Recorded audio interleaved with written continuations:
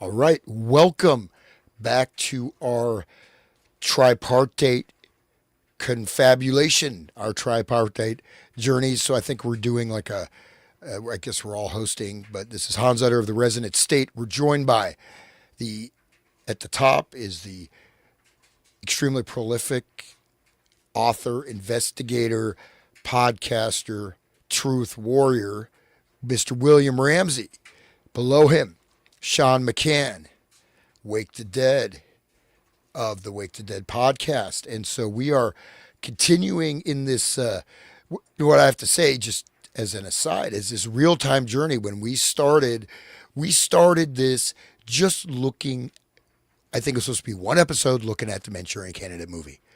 And look, it's now, it's continuing, and we're kind of following, from the Charlie Kirk events to this document drop. So we're kind of keeping this momentum.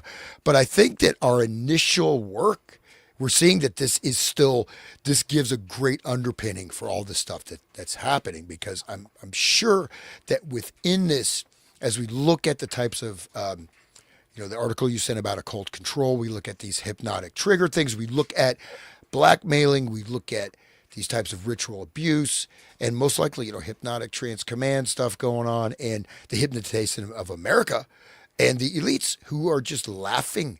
They're laughing as they drink the children's blood. I mean, this is no different from the priests in ancient Phoenicia. I mean, in fact, and they reference these things. These things are still, I hate to say it, but these things are still alive and they're still relevant, right? It doesn't mean these are still going as at least symbolic systems for the elite. So without further ado, thank you guys. Thank you all for doing this and continuing our Sunday night truth explosion. I have to say, we are at least one of the most plagiarized shows on the internet for sure, man. So anyways, all right. Yep. Awesome. Great to be with you guys again, man. This will be like our third episode on the Epstein files, but it'll be, I think, our 20th show, like our 20th Sunday night show or whatever we've been doing for Manchurian. It started August 2025, so it's been quite a journey. A lot of learning, a lot of understanding in this. Epstein, we're still understanding it. I mean, it dropped 23 days ago, numeric. 23, it's 23 kind of numerically occulted, I guess, if you know the 23 enigma. Skidoo. But, yes. Just keeps unraveling in the depth and the connections and the people and the stuff like that, and this ritual stuff. Like, what's amazing is how much these guys knew about esotericism, occultism, and the larger stuff, about Nabokov and all these things that kind of tie in and overlap with some of the themes that really in Manchurian Candidate, incest and things like that. So it's very dark, and the cover-up's just incredible. Like, I think that the mass media isn't even covering it at all.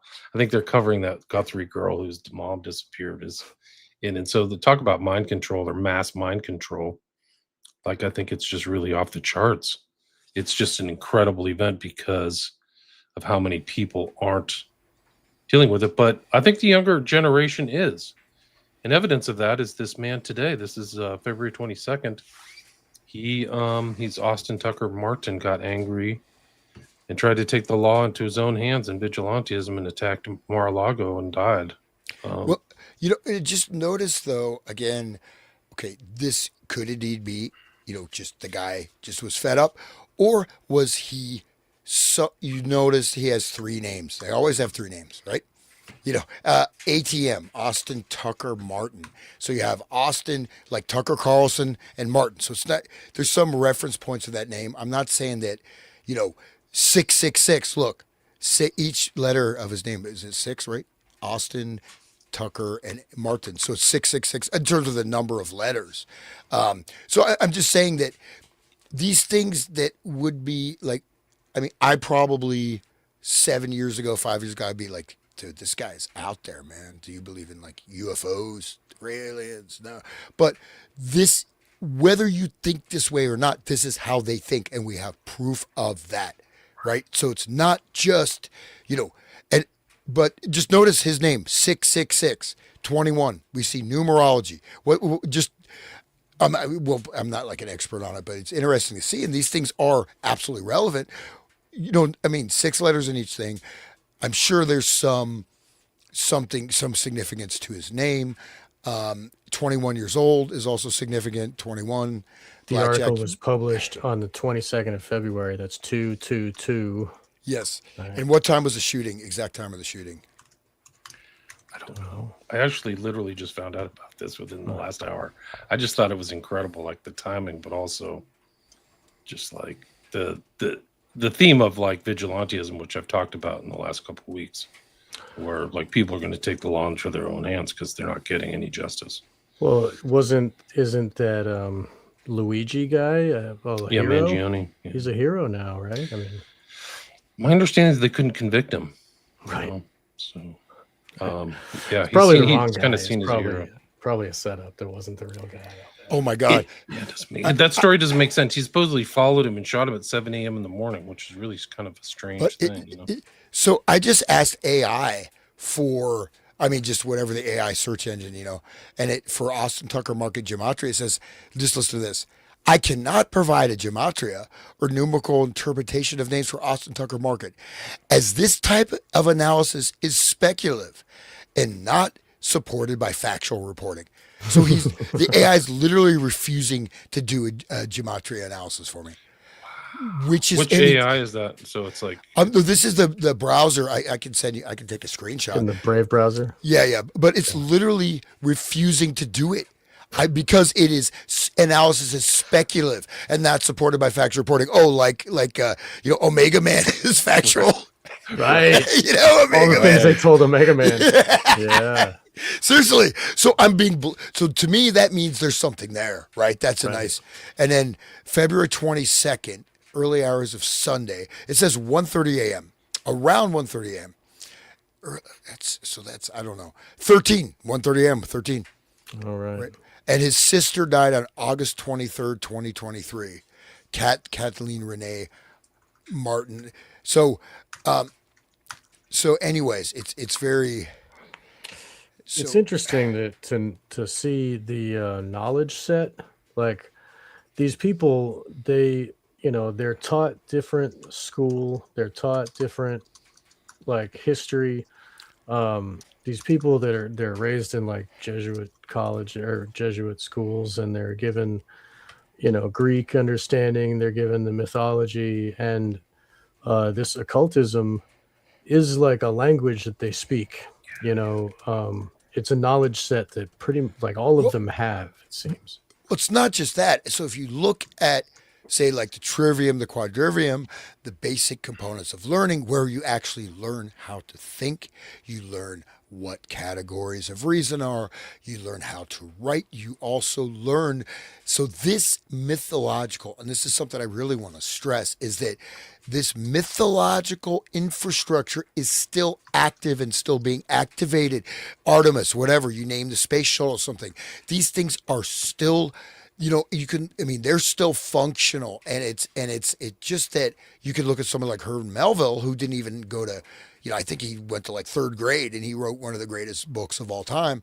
But there was a basis of thought and understanding. This has been completely removed from the ken of most people. And in fact, a lot of these schools, they can't use any electronic devices at all. They're not learning off iPads. They're learning traditional, learn Latin, learn Greek, learn how to think, learn these things that are really, most people have no idea about anymore. And in fact, it's one last thing I'll say is that if you haven't developed these skills, you try to do it later in life, it will cause you almost physical pain. Like if you really strain your mind, it's like you got to push through it, because it's like you're breaking through the, climbing out of the swamp, man, because it's hard. It's hard to get these skill sets, but when it's ingrained in childhood, you have a massive advantage over the regular society.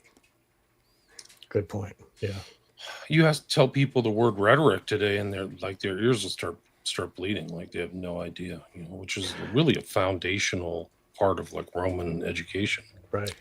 Yeah. And people they've like sullied the term, because like people they act as if it's like a sophist type of thing where your rhetoric is you're only using rhetoric in a way to manipulate my understanding, and so it's got this kind of negative Right, connotation. Yeah. I would highly recommend a book. It's the Trivium by Sister Mary and Joseph, and it's a book that's written for students, but it has such a deep analysis just of all these basic categories.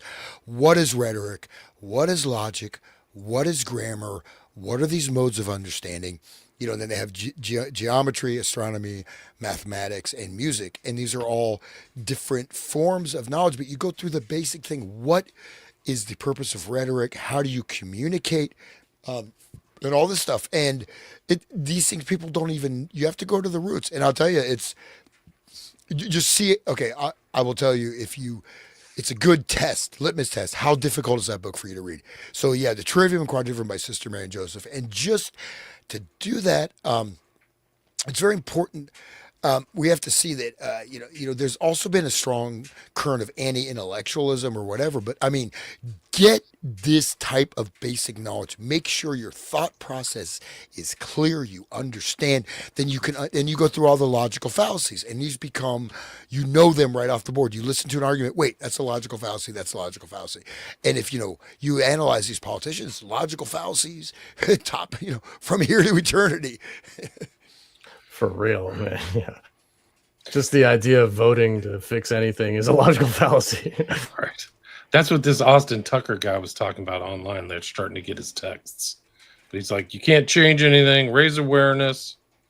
Wow. I mean, he left like a pretty, I mean, if he's real, he left a lot of text online and stuff. Well, the shooter guy? There's a professional football player. The same, like I'm still trying to get one of these AIs to do the gematria analysis. It won't do it. I don't know why. It's funny. But there's Austin Tucker Martin is a defensive back. Says Sport American Football. So I don't know who that guy is, but there's a football player also. Let me just see here. This isn't the first guy who tried to, raid Mar-a-Lago. Remember Ruth tried to do it before the election, and the guy was missing, so he went rogue and then he attacked. But he wrote, this is according to his emails. Yeah, that guy was a whore for P. Diddy. The guy who Ruth?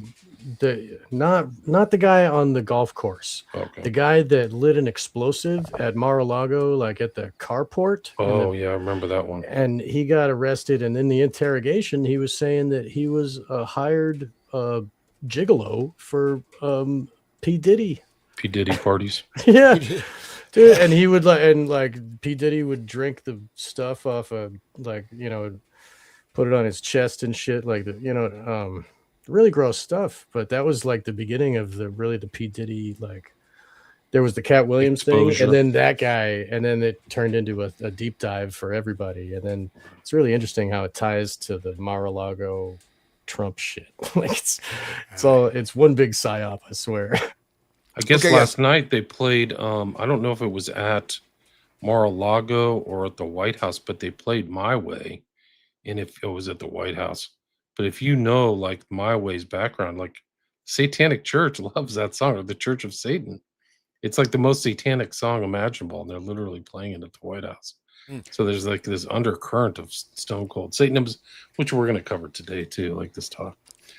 Yeah, it's Frank Sinatra, though. There's a couple other songs Black.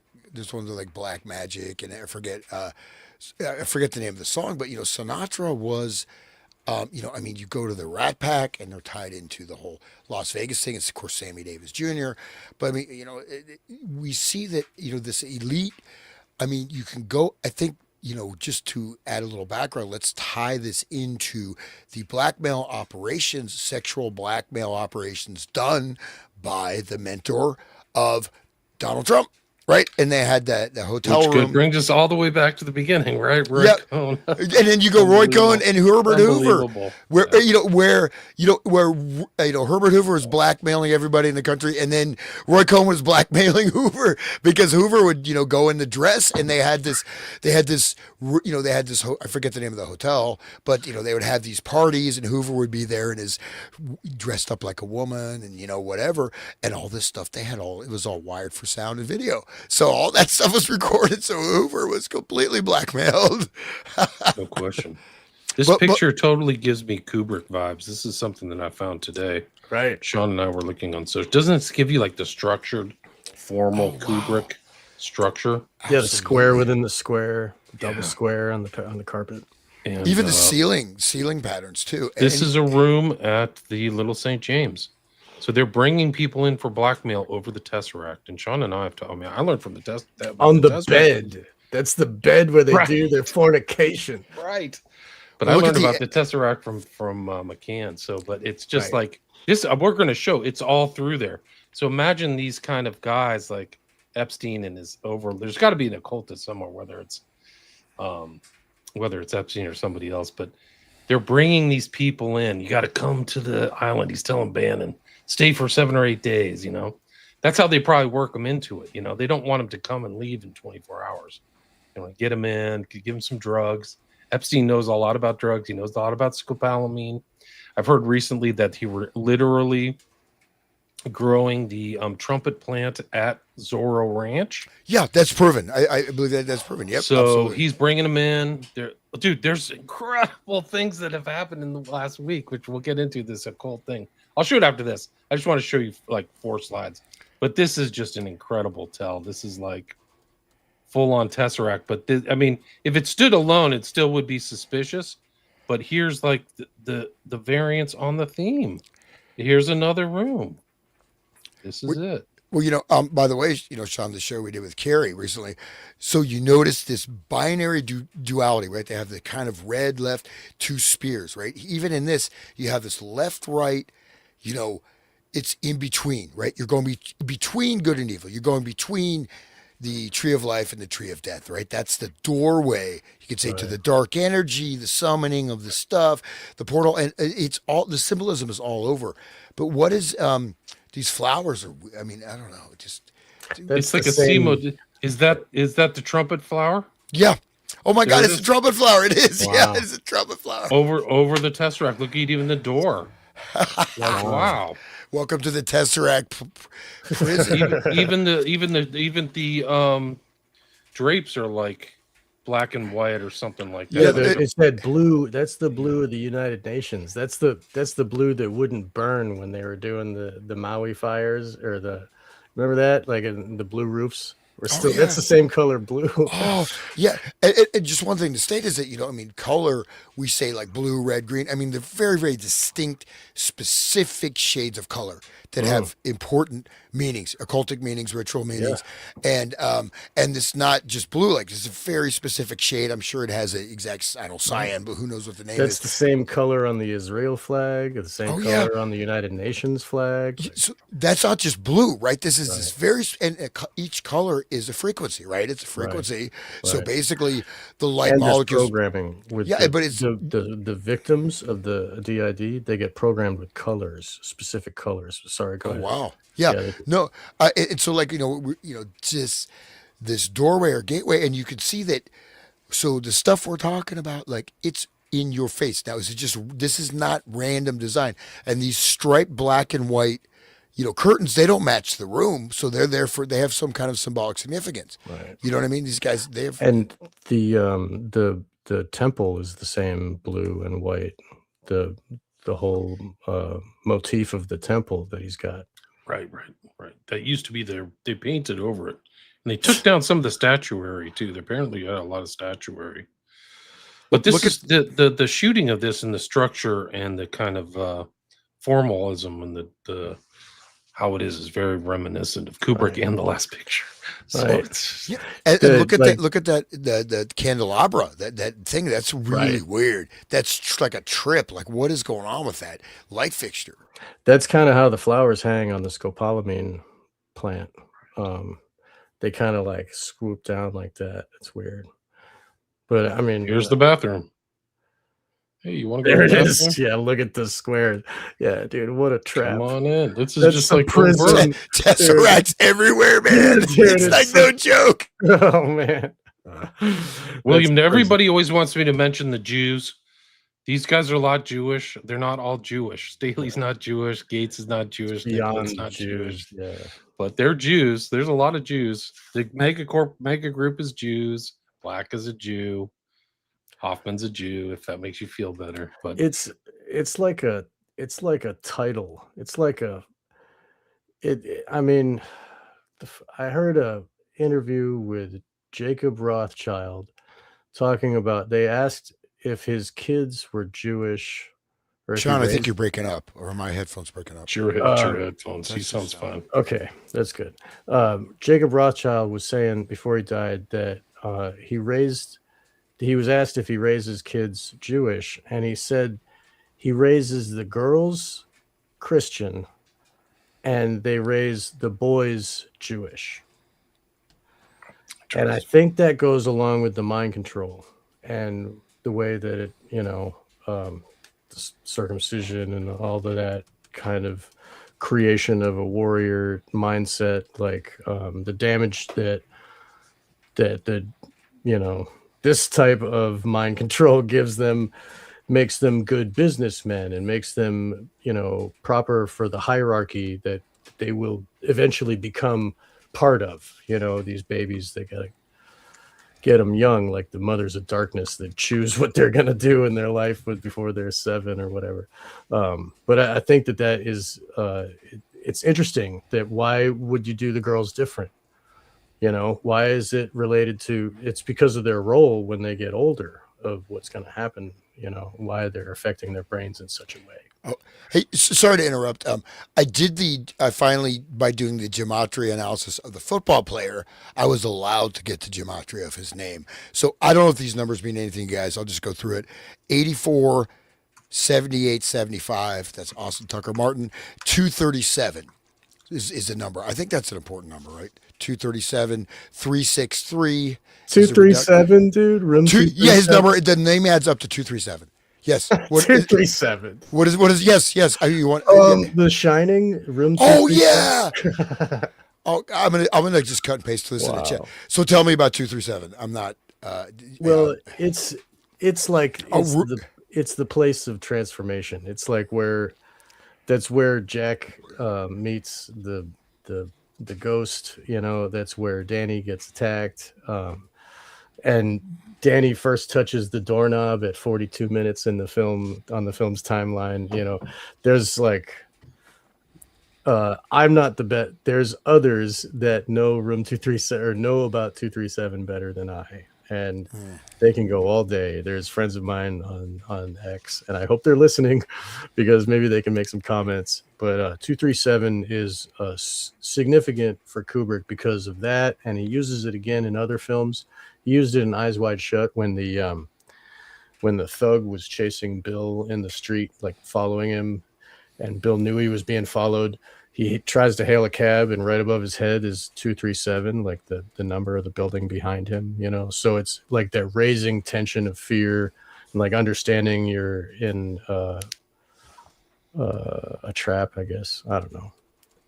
Can you explain to the audience what a tesseract is? Not everybody knows. Yeah. Okay. So like it is it's a fourth dimensional cube. So it basically, there's this guy that wrote some books.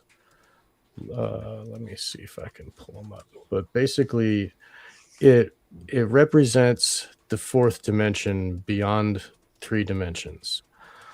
So but it also represents an eternal prison because of the way that, so like if you take a point and you extrude that, it makes a line. So that's 1 dimension. And then you take that line, you extrude that, it makes a plane. That's 2 dimensions. And you extrude that up, it makes a cube. So that's 3 dimensions. And we can understand and see all that because we're used to seeing 3 dimensions.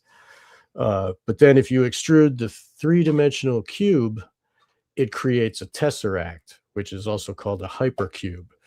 And that it in order to represent this, it's, yeah, you see the lighting fixture, it's a square within a square. So, and he's walking down into the red of Malkuth and the mirrors, you know. Anyway, so the Tesseract is used in Satanism as a representation of the eternal prison of the mind in the false reality of illusion. So the Satanists like would rather rule hell than serve in heaven, you know, that whole ethos. And so they create a hell out of this world, and they're creating a second world within, and that's the inner cube is the trap. And it's held in, if you look on all sides, it's held in by the trapezoids. And that's another highly significant symbol. There you go. Mark Passio describes it perfectly. Yeah, right there.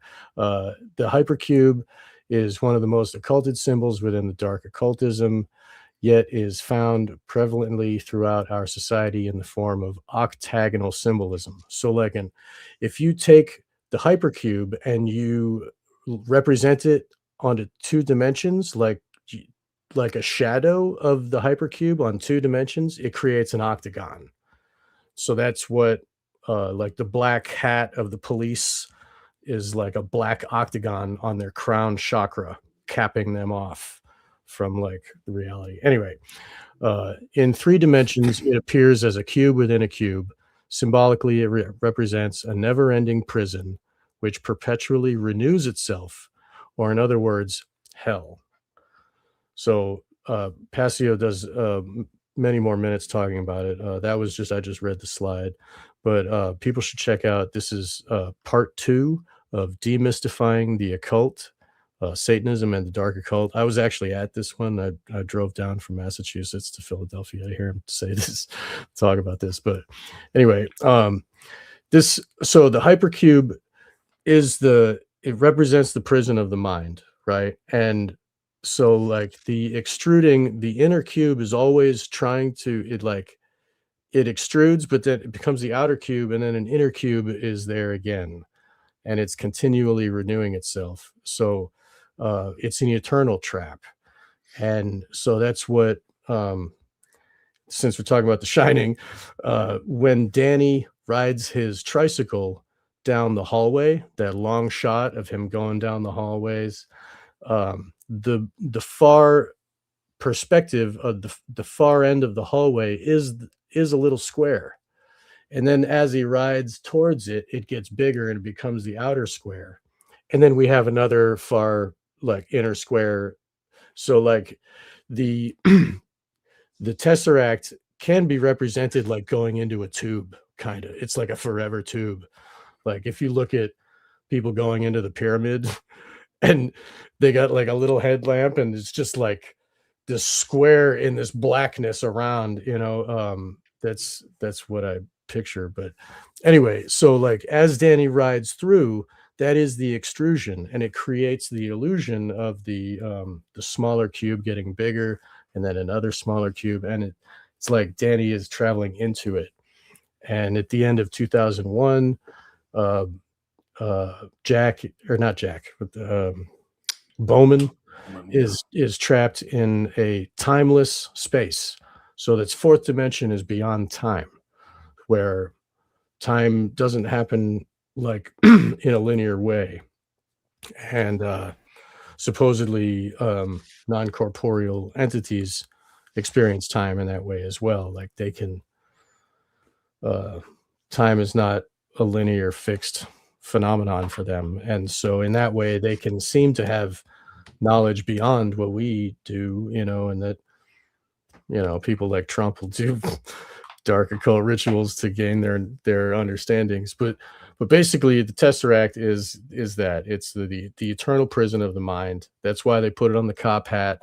That's why the holes in the ground where the 2 towers used to be are squares within a square. It's a black hole inside of another black hole, like, and it's all the water is pouring into it, and that's the tears and the emotion that's just feeding this, you know.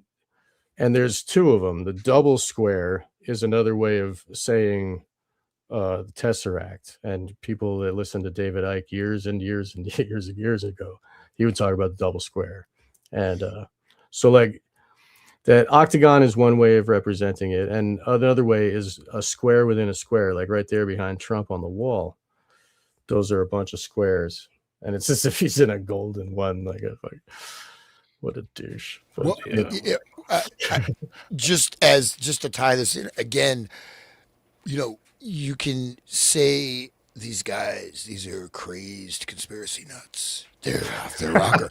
But look at this. So the Tesseract, it's something I talked about for a long time. Even, with Tool, like you're generating. So the Tesseract is the eternal prison of consciousness, which is 6G.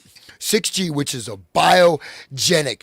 It's an Internet of Things, IoT. Like someone said, "Oh, Whitney Webb broke this news," and maybe she did, but I talked about it before she was born. I'm just kidding. I'm not that old. But basically, the thing is that this Internet of Things is the total. They want to literally track and tag every single living entity on Earth. Put this uploaded into this virtual system, which supposedly I've heard that there already is a complete virtual, like maybe using quantum computing technology matrix of every person on Earth.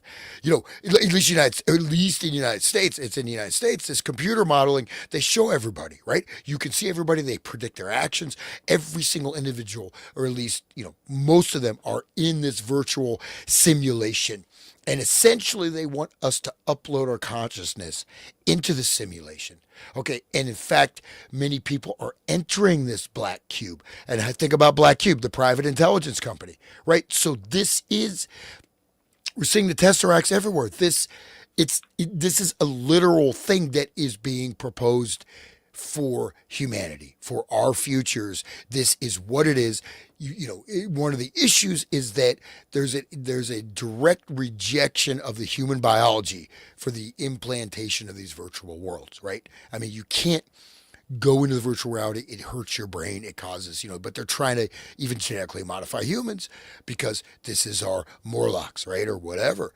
And so go back to H.P. Lovecraft, but just real quick, so that I got the numerology of the football player, not the shooter, because it won't do that. It's illegal. It's speculative. But I got it for the Austin Tucker Martin football player. So 59 is actually one of the cards, Ritual of the Machine, in the Illuminati card game. And so that this 59 is also the number of the name in Chaldean. Chaldean is one of the most ancient people, look that up, Chaldea, this is like a lot of the magical practices or whatever and stuff that we're living under came from Chaldean. Ritual of the Machine, or Alliance's sorcery card, gain control of a target non-artifact by sacrificing one creature at an additional cost. Okay, that's in a game, but still 59, that's another blood sorcery ritual, whatever. So all this numerology, I'm just throwing it out there. Someone who's more adept. And again, we have to watch out. We're losing our knowledge from who knows? ChatGPT, I cannot do that numerology. It's speculative. It's a speculative thing. It's a current event. Okay, but look out for this stuff. Look at these Tesseracts, man. The golden Tesseract. And so they're doing these sex magic rituals in Tesseract cubes. Okay.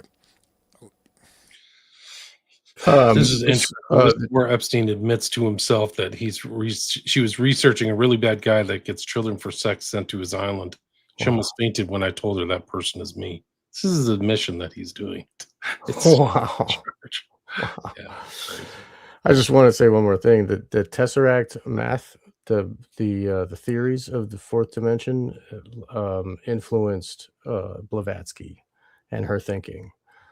This guy, I think it was Charles Howard Hinton, maybe, is that I've got a couple books, or C.W. Leadbetter. No, Charles Howard Hinton, I think, is the guy that started Scientific Romances, first series and second series.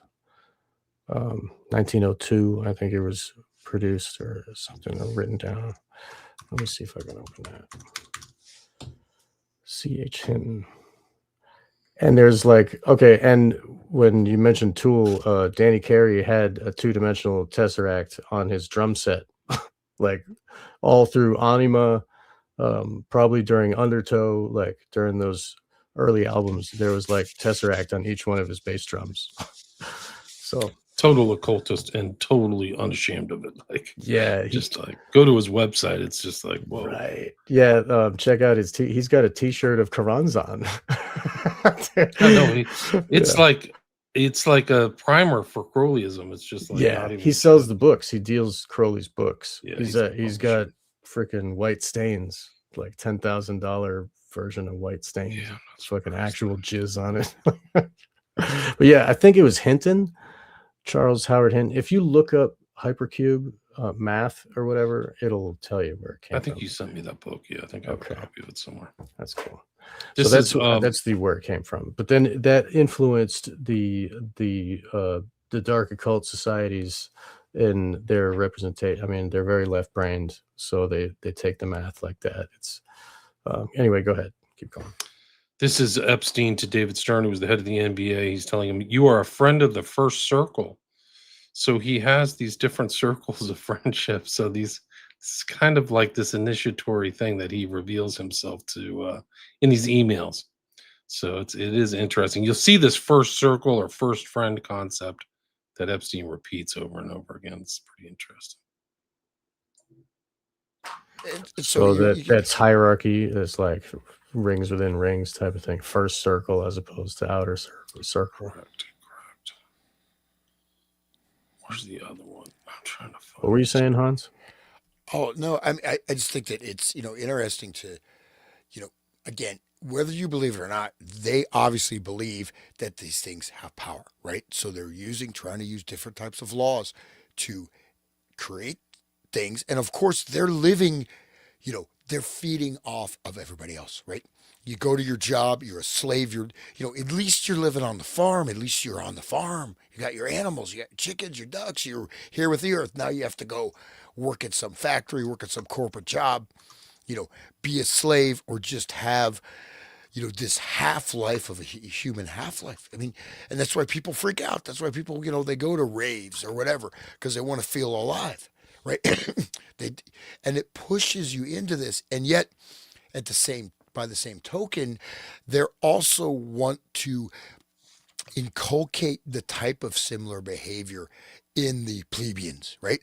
So this type of debased, make us all Satanists, right? Look at all the OnlyFans, like how many girls, young women, they're like literally prostitutes. I mean, this is debasing something that you can't buy that back. You can't buy back what's been taken from you. Like that one lady who was like this innocent, small town, whatever. They became like Hugh Hefner's like sort of main concubine, and the level of degradation they went through, deeper and deeper and deeper, including humiliation and who knows what else went on. And she's like, I can never get back what I lost. I mean, she literally and she seemed like a nice person, right? But this Hugh Hefner ties into this too. The whole mansion was wired for sound, for surveillance, right? And so I'm just saying that the antecedents of this, and it has tunnels. It has tunnels, but the antecedents are with the Rocone sexual blackmail operations, and then Corazon is the opening of the Caliphate as taking precedence over the current temporal situation. So this is a type of moving humanity into the black cube. Yeah, go ahead, William. Yes. Do you want to hit that the document you sent us? I think that would be interesting to read. It seems like we've been in the black cube for quite some time, man. People are dumb as I think, of rocks. No, I think a lot of people have had their consciousness uploaded into the black cube, literally. I mean, and unfortunately, I mean, it is very painful, right? And the thing is, we're not talking like, I like to be in reality. I don't want to I'm not trying to escape my life.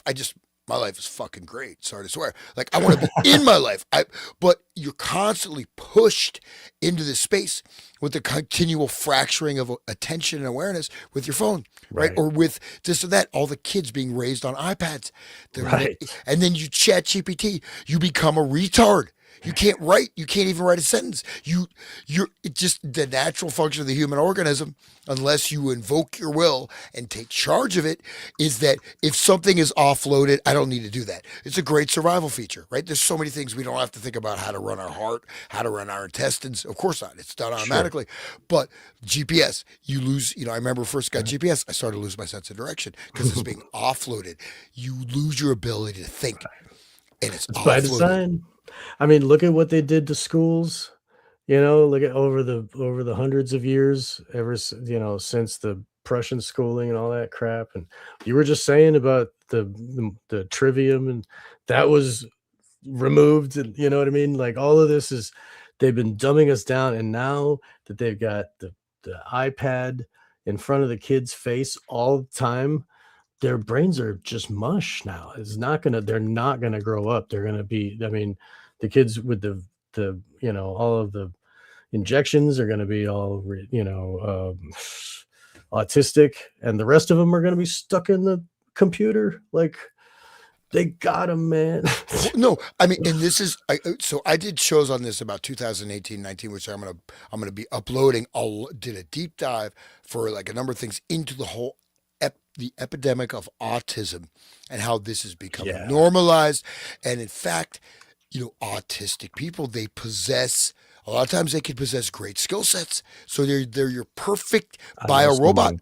There's your biorobot. You put them in position, and it's neurodiversity, right? It's neurodiverse. So autism, what you look at autism rates skyrocketing. Crazy. And there's a weird, if you have another graph, which I don't want to say here online, but there's something that you inject that doesn't get you high. And if you have that graph with the autism rates, they exactly line up straight, top to bottom. There was actually, like, sidebar, there was recently, Jimmy Dore had somebody who wrote an article where they did an actual, like, real peer-reviewed test about the triggers of autism and how it relates to those things that don't get you high that you just mentioned. And he said that there's a infection in the mother that triggers. So, like, the all the aluminum and stuff, the adjuvants make a fertile ground for that to happen, and then it's triggered by, like, not chicken pox, but like one of those, like, simple infections that and then that's when it blooms, the autism blooms, and that's what the trigger is. And there's also the culture, right, of this lady who was, like, basically almost demonically possessed and had this aborted fetus, and they're still using cells from that. Yeah, and all this stuff. And this is all going in there into the bloodstream. But such torture. I mean, it's, dude, it's all torture. William, I'm sorry. You want to go ahead and start reading this? Sorry. Are you there? Well, I just think that this is an important document. It was actually published yesterday. The author is Anthony Westgate. I will put a link to his Substack, which is where you can find, it's not the whole article. You have to go behind the paywall to see the rest of it, but it is extraordinary how much great research he's done.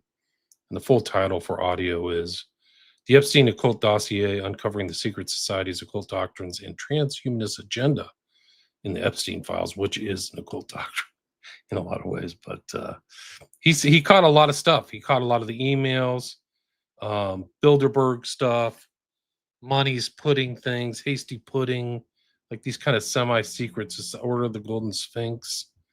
I think one is called Killing Kittens in the UK. So he's very interested in all of these kind of stuff. He talks about Le Cirque, which is another one a lot of people don't know about, but Bohemian Grove, the Zodiac, I think we mentioned in one of our other shows, but he goes in greater detail about that. The hierarchy of the inner circle, so this concept of the inner circle, which I just mentioned, but it's like he had this kind of inner circle view. He knew about Mozart, the harem, And people were asking about Rosicrucianism, but this one is really incredible. It's an email from March 17th, 2013. Dude, I just gotta say, I just saw in that document he donated $375,000 to the Order of the Golden Sphinx, Right. from the Hasty Pudding Institute. Right. The Order of the Golden Sphinx. That's pretty weird. Past pledges have many connotations. A pledge of allegiance, pledge of assets, most similar to giving pledge, includes the comments that relate to fraternity pledges. Wiki, fraternity brothers often involve pledges and exercises of loyalty and trust. Pledges and brothers may also have a pledge project they work on together, building something for the house, for example, and be in charge of tasks like cleaning up after a house party. So he knows about secret sociology. Pledges may do things for brothers, like serve as a designated driver on weekends. If the brothers feel a pledge has completed his pledge education to their satisfaction, he can be initiated into the brotherhood. The actual initiation ceremony is shrouded in mystery. It may take several hours and involve chanting, robes, blindfolds, and candlelight. The pledge will be initiated into the secrets of the fraternity, from secret mottos at grips, handshakes, to passwords and meanings behind rituals. He will be sworn to secrecy. Why not follow giving pledge with initiation into the most select group, joint project, etc.? Totally knows all that stuff. It's really crazy. You know, by the way, your video's frozen. I don't know if that matters. You look good. It was just like you have this. It's just I have this like dumb thing in the back. Oh, yeah, no problem. But yeah, so I mean, this is like we're seeing. I mean, direct, and he's very interested in this stuff. I mean, it's not just like he's, right in the middle of it. So this, I see. Are we? So. I don't need to read it, but it's secret societies and cabals. So he's part of the Trilateral Commission, Council of Foreign Relations, Bilderberg Group.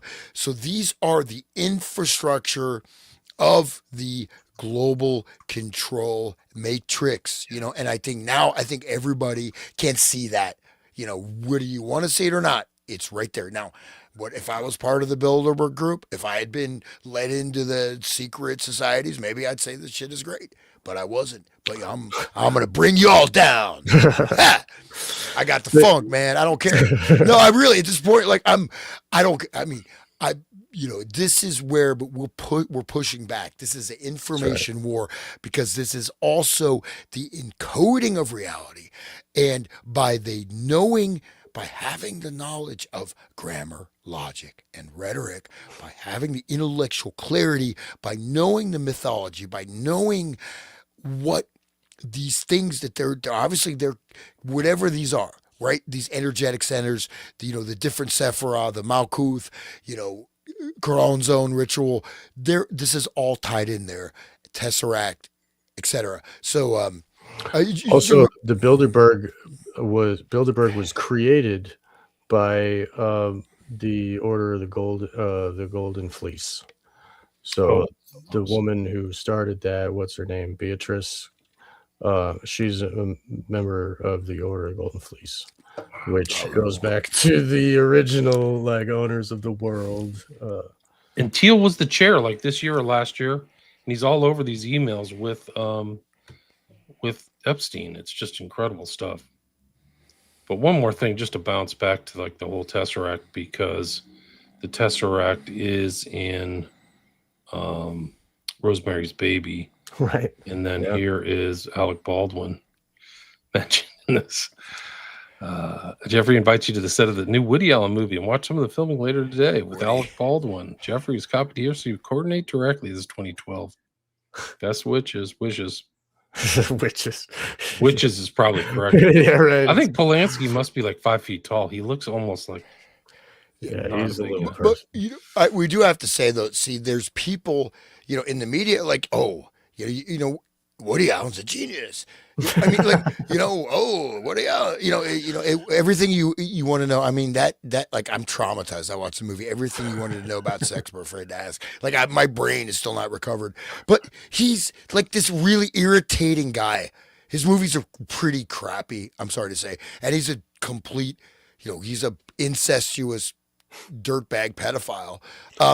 And his movies really aren't that good. And there's a lot of these musicians and artists. Oh, he's a genius. He's great. And it's either people don't They're taught to actually say that. engage with it. But the thing is, like, especially being a professional musician, I'm still going somehow, by the grace of the Almighty Creator. But, I stay on that path, man. You don't want to deviate from that right now. You can't. This is not a time to mess around with things like this. But basically,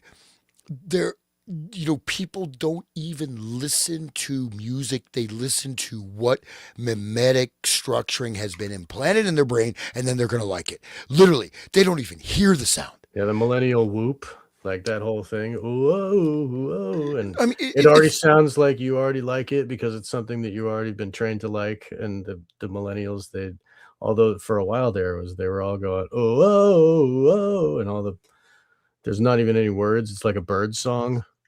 I don't know if you remember the millennial whoop, but look that up. And well, and someone just mentioned Einstein. So Einstein, what did he really do? Oh, He removed ether. He removed the ether equation. What is all the actual working technology from Tesla? It works on ether. Okay, Einstein removed it, and then suddenly we're in this realm of relativity. Well, and what is most math and physics doing? They're either just going into these fantasy lands of endless equations, right? It's like, it's like it's like a Borges story. It's literally like a Borges story. Or else they're trying to go deeper, fracture the atom, and in fact, open up spirit portals. Like, these are things like what I mentioned that before, like, you don't need to do that. You should not affect the human genetic code. We don't need to do this. We don't need new atomic power. We don't need these things because they are anti-natural. We don't need these powers unless you're going against, right? If human beings were able to invoke their intelligence and free will, the earth could be a complete paradise. It's human beings that have made earth a problem. It's not. It's right. We created this illusion of slavery that we all abide by. Yeah. Preach it, Hans. Anyway. This is his books, right? We talked about Tantra last time, right? So I think we should go into this a little bit more because we want to understand, like what I was, saying about Tantra. Again, you can see, like, if you want to understand, like, there's a book like Sir John Woodruff, The Serpent Power, also published under the name Arthur Avalon.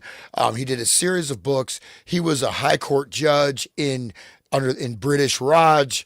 He was a judge, and this guy came before him, and he said, I'm innocent of this crime, and you cannot convict me. I'm protected by my guru. And so every time the verdict was guilty, every time he opened the page, it was changed to not guilty. And it happened like a dozen times, and he said, okay. And then so he started studying. He learned Sanskrit. So he goes into the actual philosophical basis. It's called the Garland of Letters. It's basically kind of like a type of, how Kabbalah letter sound. But that's the philosophical side. It has nothing to do with this. But this is when we say Tantra in this context, this is very important to understand. This is what they're talking about. I don't know. Should I read it? I guess, or you can. Yeah, go ahead. Okay. He argues that Kabbalah, and again, every spelling, either Kabbalah or Khilafat, indicates this has a very distinct meaning of what layer of interpretation you're being used, right? You have Hermeticism, you have hidden meanings, you have layers of meanings or interpretation. So that with a Q, with a K, this means a lot, whether or not, this person is aware of that. But okay, anyways, he argues that Kabbalah formed the basis of Western sex magic, and then magic with a K. Again, letter magic, right? In all its forms as it exists today. The book describes Crowley's ninth degree ritual in which the core sex magic instruction of the OTO, written in an alchemical cipher. It includes detailed discussion of the sexual symbolism of the Jerusalem temple, the cherubim figurine in the Holy of Holies, and the question of what the temple's innermost sanctum was actually designed for. I should note that I would not advise looking through this text as it contains explicit sexual imageries and numerous blasphemies that I will not mention. But here, okay, so, well, anyways, I'll stop there. Okay, Hyatt was Christopher Hyatt was a co-founder of the Thelemic Order of the Golden Dawn. So, co-founder of the Order of the Golden Dawn. So this guy, a modern one. So it's not. It's the reordered Golden Dawn. Okay, he's not the Hyatt was post World War II.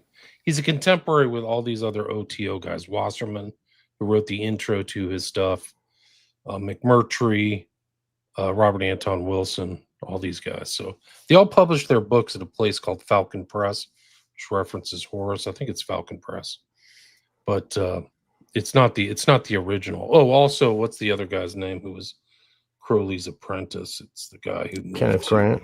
No, he moved to New Mexico. See his face, I can't remember now. But they're all contemporaries. There's some great bickering between those two, though. It's good stuff. Crowley, he called Crowley gay. Oh no, Crowley. I'll see if I can find it. It's in my book, Children of the Beast. It's too funny. I'll find his name too. What I'm sharing there is an encyclopedia of the occult, and there you go. Okay, that's called Cult and Occult, and this was in Kubrick. I have this because Kubrick was studying this for Eyes Wide Shut, so I made sure I found it. Wait, I'm doing the same thing. Oh yeah. So Yeah. So anyway, this it goes pretty deep. Edited by Peter Brooksmith, and here, let's see. Israel Regardi is the guy's name. Oh right, yeah, I should have thought of that. So there's dowsing.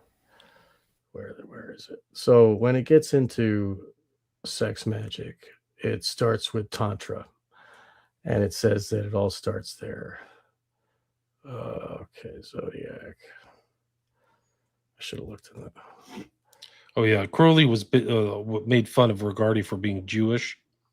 He called him like he came from one of the vilest slums in London.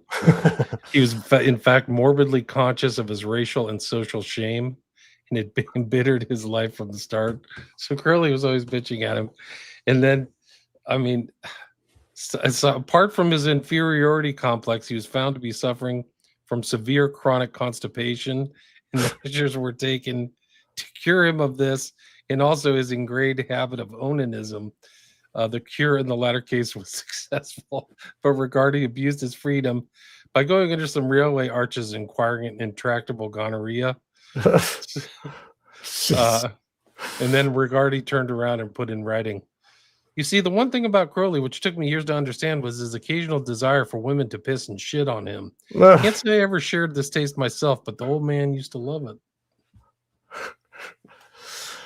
Yeah, the fallouts between Crowley and his followers were always like epic. He never had like pleasant, you go your way, I'll go my way kind of events. They were always like dust up. So I just found this on my bookshelf. This is a John Woodruff book I mentioned. So if you want to actual Indian Tantra, because there's a lot of this has nothing. Yeah, this is an English book. This is English people. Yeah, it's a translation of a text. So this is the Sri Yantra. So this is not, there's no, this is no black magic or anything like that. But it is. Now there's black tantra, etc. Like any force or potential. I just want to say because people, it just thinks that, oh my God, what is that? I don't go back to what is that picture? I just, people use the word tantra. It just becomes a word they don't understand the actual meaning, at least in terms of historically. Right. But this is what I can read a little bit here. Yeah, awesome. The entire universe is in perfect equilibrium. Its two primary polarities precisely balanced, like a god and goddess locked together in divine and intimate union. The highest spiritual goal, therefore, is to attain resonance with that unsurpassable state through sexual rituals. So say the followers of Tantra, a cult that originated in ancient East and that has enjoyed popularity among Western occultists and mystics since at least the end of the 19th century. This cult continues to flourish largely in secret in modern day society. And we can see that in Epstein's house. Okay, to the outsider, its rites may seem nothing more than indulgence in promiscuous and apparently obscene sex. Even worse, perhaps, the rituals seem to smack of utter depravity and black magic. But in its purest sense, Tantrism is nothing of the kind. Tantra, from which the cult's name is derived, is a Sanskrit word meaning warp. It signifies a body of written teaching, the warp, through which are threaded. That's absolutely incorrect. That's Okay. totally wrong. Well, It just means machine or vehicle. So it means, right. like, for example, the sitar style, original sitar style is called tantrakara, which means what? Instrumental. Tantra means instrument. It means a technique. It means a machine. Right. It means an Right. algorithmic set of practices. It does not mean warp. So that's Okay. so. Well, all right. Go We're ahead. putting that aside, right? So basically, it's the Shiva and the Shakti, and it's the Kundalini, the raising up of your Kundalini and that's your Shiva, and it meets the Shakti at your crown chakra, and that is what is the goal, right? Is that what we're getting at here, Hans? I'm sure there's probably valid, it's valid information in this article. It's just that there is, I mean, it talks about specific cults that do this, and it talks about a dude that has these powers, and talks about Francis King wrote lots of books. Edward Sellon introduced Tantrism to Britain through a few English and French academies, had shown an interest in Hindu sex. In the 18th century, Sellon, a soldier, fencing master, and pornographer, became acquainted with tantric sexual rites in India, and his Annotations on the Sacred Writings of the Hindus appeared in 1865. In the United States, possibly the first person to study and practice the form was Pascal Beverly Randolph. He established various secret groups, one of which is believed to survive in France today. Like some Bengali practitioners of Tantra, Randolph used hallucinogenic drugs in his rites to attain heightened states of consciousness. Another cult with distinctive tantric overtones emerged in New York around 1919 under the name the Braeburn Club, B-R-A-E, Burn Club. It was headed by Pierre Bernard, who styled himself the Omnipotent, and his wife, one Mademoiselle de Vries, a vaudeville dancer whom he had taught Oriental dancing and the basics of Tantrism. So these, I mean, it documents like the history of this in America and in Europe. The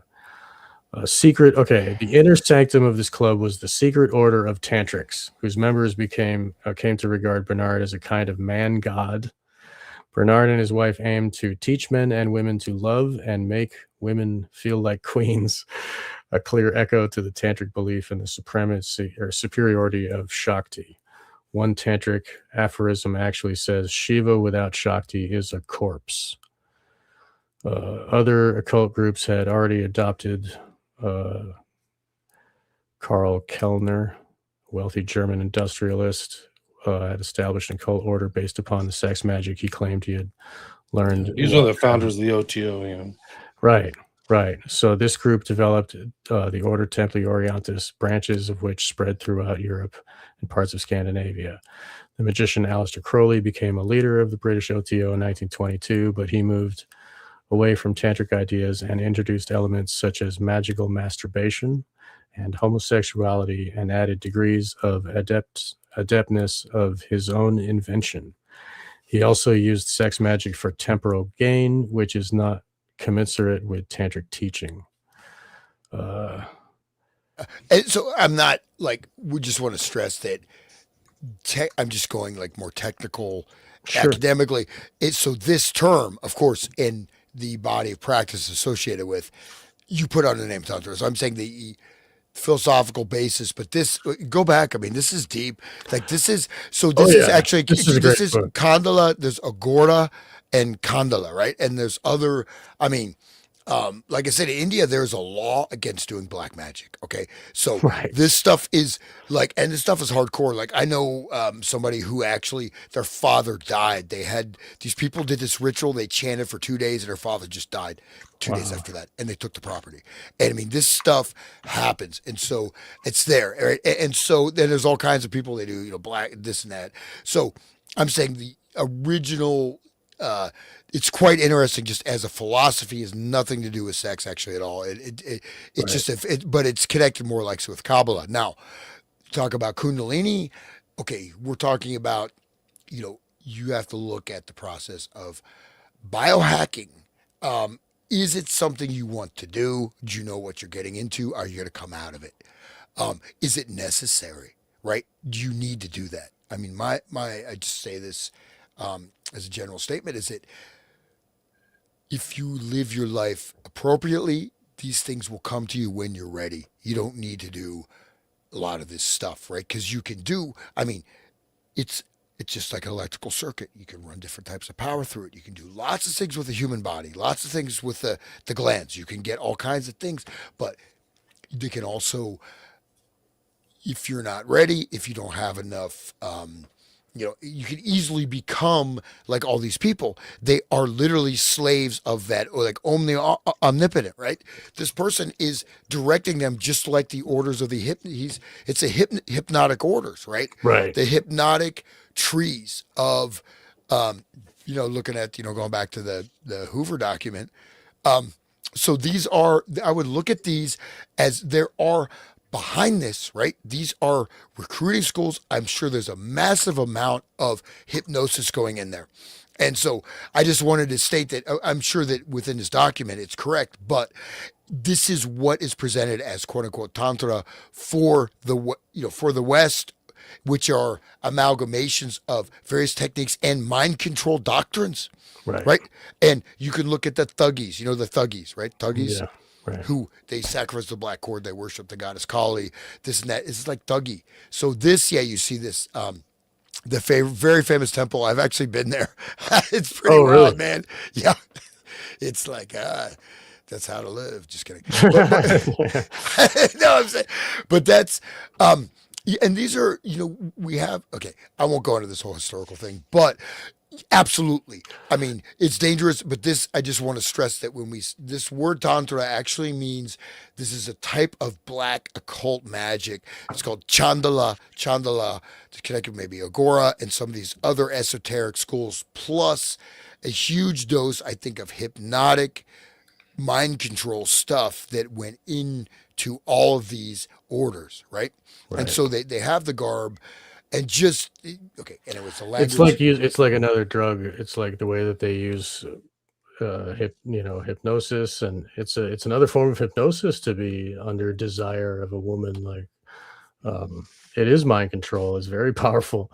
But anyway, I mean, we know that Epstein would get massages, and while they're doing that to him, he's making deals. He's like trading money, and he's buying and selling, and whatever he does, selling arms, and Doing $1 million stock deal. exactly. Let me just finish cutting the head off this baby, drinking the blood, and then Right. But I mean, like at that point of like before release or whatever, he's like doing stuff on the phone. He's like doing business. And I think it was Virginia Dufresne was talking about that in her testimony, and how weird it was that he wasn't like, he was like doing stuff. Like it was using that Kundalini fire energy to like push into his whatever. Yeah, you say no, but I think that again, not not like I'm not like a tantra defender or whatever, but I'm saying that let's learn the word. If you try to go through these texts and understand it. So what they're actually talking about is a code name, I think, for a whole other body of multicultural, multi-regional, esoteric type of black magic ritual practices, which could even tie back to, going back to, whatever, Chaldeans to Phoenicians to Egyptian rites, whatever. I think that is what is actually going on. And it's a convenient word. And just let's say, I'd say it's scare quotes, but I think that what it's also behind, you pull that back, there's something behind that, right? This is Right. The it's blood not orgies of ancient yeah. civilizations weren't for nothing, right? Yeah. So I think there, and I don't know what that is per se, right? And I think this even would lie, this particular body of magical practices lies behind even a lot of satanic stuff, all these other ritual practices. And I think also that the actual knowledge, there's a tiers of knowledge and there's the pyramidal structure, but there's also the hierarchy is feeding off of those, just as even Epstein is doing what he's doing. There's someone in charge of him. And there's a whole body in charge of him. And so this is whole structuring with a larger agenda. I don't know what it is, but I think, it's interesting. That's all I just wanted to share. So. But they're not just crazy people. I mean, there's a science to it. All of this fornication and debauchery and, right, William? Absolutely. There's some kind of science going on there. What are you typing right now? Are you looking something I'm just working and doing stuff and doing 10 things at the same time. Just letting us just gab away. Sorry, we're walking on. We're doing a bird walk here, but this book, Cult and Occult, is really good for like basic stuff. And the warp thing, I'm glad that you spoke up, Hans, because if it's wrong, definitely tell us. We don't want to be knowing fake stuff or false. But this guy, I mean, maybe he learned it from different sources because like one thing means something to one person and then something else to this cult over here, it could have different terms. No, I think it's a coding. That's why I wanted just to call attention to it, right. because at one point I studied Sanskrit. So, I mean, I do have some knowledge about the stuff. I mean, I'm not just talking off of, Chat GPT information, this book, it goes further into like, oh wow, using children, eternal youth. Oh shit. And then they're talking about Kenneth Grant here. That's Grant, yeah. And then look at that. We'll go back to the geometric symbol if you don't mind. Oh, that's the cover of his book, Magical Revival. What is it? Dodecahedron? No. It's 7 points. That's a Babylon star. That's Crowley had that in his image there. And Tool uses that also, the 7 star. Anyway, so they're going into looking younger and having eternal life. And then it goes into what's this? Okay. Sex, sin, and sacrament. So they're taking the eternal life from children via rape. Sorry. I mean, that's what's kind of happened. They're like vampires, dude. This whole squad is a bunch of vampiric people. Yes. So people should taking their youth, finding them right at the whatever. I wouldn't even say peak, just finding the kids. Right. Sean, please send me this book, man. It looks super fascinating. Okay. Yeah. All right. Yeah. Barbarossa, Frederick I of Germany, revived his failing energies by bodily contact with young boys. The cure may have been surprisingly successful. Legend has it that he did not die, but merely sleeps.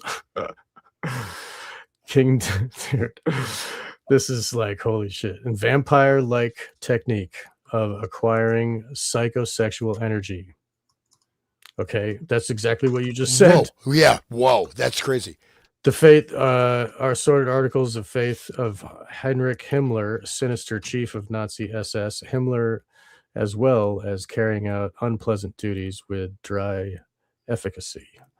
Spent much time thinking about such unlikely problems as the mystic symbolism of Gothic architecture and the occult significance of the Etonian top hat. This book is really interesting. Everybody should get this, but it was not digitized forever, and like a physical copy is like $150. It's like a big book. But yeah, so like this is where I learned about Gandhi sleeping with young maidens. And stuff. Oh yeah, I knew about that. And right. They used to also during the peace march, they did a lot of fart jokes. So I remember there was a journalist wrote about that. But yeah, Gandhi, I mean, he slept with 2 naked young girls. But he said it was done to fortify his willpower because he would not sleep with them. That's what this book is. That's what this is about. That's what this book is. Okay, so now King David was old and stricken in years. He gat no heat, wherefore His servants said unto him, Let there be sought for my lord the king a young virgin, and let her lie in thy bosom, that my lord the king may get heat. So they sought for a fair damsel throughout the coasts of Israel, and found Abishag, Shunammite, and brought her to the king. And the damsel was very fair, and cherished the king, and ministered to him. She regularly slept with King David, did not have sexual intercourse, for this would have earthed the life force and frustrated their intention. So it's like an energy. It's like grounding the life force when you actually, that's why they never, I mean, true tantric sex practitioners don't release. They, you know, it's that would negate the whole process. But I mean, these people, or the release should be consumed. So it should be consumed because you take the energy back because it's a source. Right. I mean, basically, again, so do these things have effect? Yes. Are they necessary? These are types of biohacking, right? These are types of source code manipulation of creation, right? Yeah. Especially at the juncture we are with all these historical forces and processes, it is, it's really not, I think there's enough if you get on the right side of the potentiality, right? Because in a sense, humanity is at a precipice, but I think all the stuff is being pulled back, right? But I think it's not the time to engage in these things. And as soon as, I mean, the thing is, this is like, I think we have a common sense morality, right? Is it, well, it feels good to like rape a girl. Well, but it's evil. So I shouldn't do it. I mean, I'm not saying it feels good to me. I'm just saying like this is this fundamental thing that there's a selfishness. I take what I want. And I'm going to do this because it's good for me, and I want to hack instead of Satanism, right there. Yeah, Satanism, yeah. Instead of like being healthy, doing what is right, living simply, and then getting your power from that. Which, but this is what our society is based upon, and I think this is a foundation of Epstein behind, beyond the blackmail. I think this ties in all the other esoteric agendas, or even, I mean, just direct agendas, transhumanist agendas, transgender agendas, transspecial agendas, CBDC, total control grid. I mean, the removal of physical currency, total surveillance, injection of biologic agents that are tied via nanoparticles to various frequency, phase array frequency structures such as cell phone towers, internet, and then it's really, I mean, even just as an aside, like all the frequencies chosen for cell phones, I mean, you can have amazing cell phone connectivity in a frequency that is totally non-harmful for any human being and for all life. The 5G frequency it was originally set as a frequency weapon. It was a weaponized frequency that would be used for electronic, psychotronic, neurotronic warfare. And this is the cell phone frequency. You're holding that up to your head, and it's exactly and that frequency they're choosing. It takes so many transmitter stations, and it kills life. It kills all life, and you can get. I mean, when it first came out, I mean, you could build your own tower, and you can have a much higher level data carrying capacity. It's like almost like an AM radio frequency with no harm to any being. And in fact, it's way better. They chose the most life harmful, most toxic they possible put them on top frequencies. Of schools. And they put them right on the school, man. It's a choice. There's what I'm trying to say is that, like, okay, I can give you a car. It's going to be an amazing car. It's like a Lamborghini, and I'll charge you $5,000. I can give you a car that you're going to have to repair every 2 or 3 days, and it releases toxic fumes, and you're going to have to go to repair stations every 4 or 5 miles. I'm going to buy that car. And that car is not only going to poison yourself, it's going to poison the environment. That's literally the choice of frequencies they made. That's, I'm trying to say, like, this is like, this, By design. It's not exact. It's a fucking death cult. Excuse my language. Am I still there? Sorry, man. We're talking over you, dude. Yeah. I'm just working. I'm just trying to categorize a bunch of stuff. William is here we go. He's not technically this is Dick Cavett, guys. This is like an unnerving. Nice. If you like Dick Cavett, do not listen to this. Oh no. Dear Leslie, horrors. I've committed to the unpardonable error of inflicting upon Jeffrey today on the phone a false anagram. Please spare him the pain of passing it on its erroneous form. Here's the correct version. The letters in President Trump rearranged spell Mr. Putin's red pet. Thanks, Leslie. The chicken matter touches my heart. Dick C. And what is chicken in terms of... Chicken is like kids. I think it's like kids. Yeah. I don't know when Dick Cavett died. When did Dick Cavett die? But it just, I mean, this is like just more code words. Code words for the other. The new one is Oreo. Have you guys heard of Oreo yet? No, I haven't. Okay, let's do the Epstein Oreo one. Like, there's all kinds of, they really fixated on Oreo ice cream. They really want to make sure that, you know, like, you have somebody who probably has never cooked a freaking meal in her entire life talking to Jeff about getting ice cream. But I scream. You know, it's very literal. Got a slot. Arrive 12 noon. Is it the tag terminal? I'll pick you up. I think it's Jet Terminal. Okay. Jeff, I have your Oreo ice cream, New York. Nothing else. Just Oreo ice cream. It's not ice cream. It's definitely not Oreo ice cream. It's something else. What the hell are they talking about? Well, I watch like Chefs of the Billionaires, some kind of reality TV show, in London, and you see, I mean, they're spending, one dish, they'll spend $50,000 on one friggin' hors d'oeuvre. They're not eating ice cream. They're not eating hot dogs. They're not eating chicken. They're not eating barbecue. I mean, so it's an obvious code. I mean, because one of the sort of signatures of the billionaires is this exclusivity and also the competition, right? Bragging rights. Oh, I got this rare, gland of the pineal gland of the, of this, rare, this tribe. We harvested the pineal glands of this particular tribe that lives in the rainforest, and it's very pure, and you're going to get a great buzz, and it costs $15 million for this dinner. I mean, that's what they do. I mean, that is what they do, because also, it's like, to me, it's like, you go to school when you're like in 5th grade. Oh, look, I got the new Tarzan t-shirt. Oh, I've got, I mean, it's that level, in a certain way, they're so immature. I mean, they're spiritually immature to a vast degree, yet they hold the reins of the entire planet. But that's why I think that, the master class above that is directing most of these people, right? I mean, but who are they? I don't think anybody knows. I mean, whoever knows doesn't tell. And if I knew, I'd be dead. Probably they'd kill me. Seriously.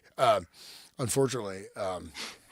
When you were talking about the competition between, it made me think of that movie American Psycho, when they're comparing their business card and, oh, this one's off white. Oh, mine's bone white. And there's the jealousy and rage, like when they're just looking at business cards.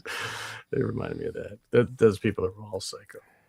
Well, no, but it's what I'm saying is that you look at, looking at the lifestyles of billionaires, right? They get very bored very easily. Right? Oh, I need more excitement. What about Robin Leach? Robin Leach, the lifestyles of the rich and famous. He's in these files too, right? He sure is. Robin Leach, what an appropriate name. Yeah. Right, killing people. That was one of the first files that came out. He supposedly strangled some girl to death. Right. Lifestyles of the rich and famous. Kill and sacrifice. There's more sacrifice stuff. Do you remember us talking about the Zorro Ranch and the farm animals and stuff? Oh. Yes. Okay. Does anybody want to read this document? Can you read that? This is Sure. EFTA 01249.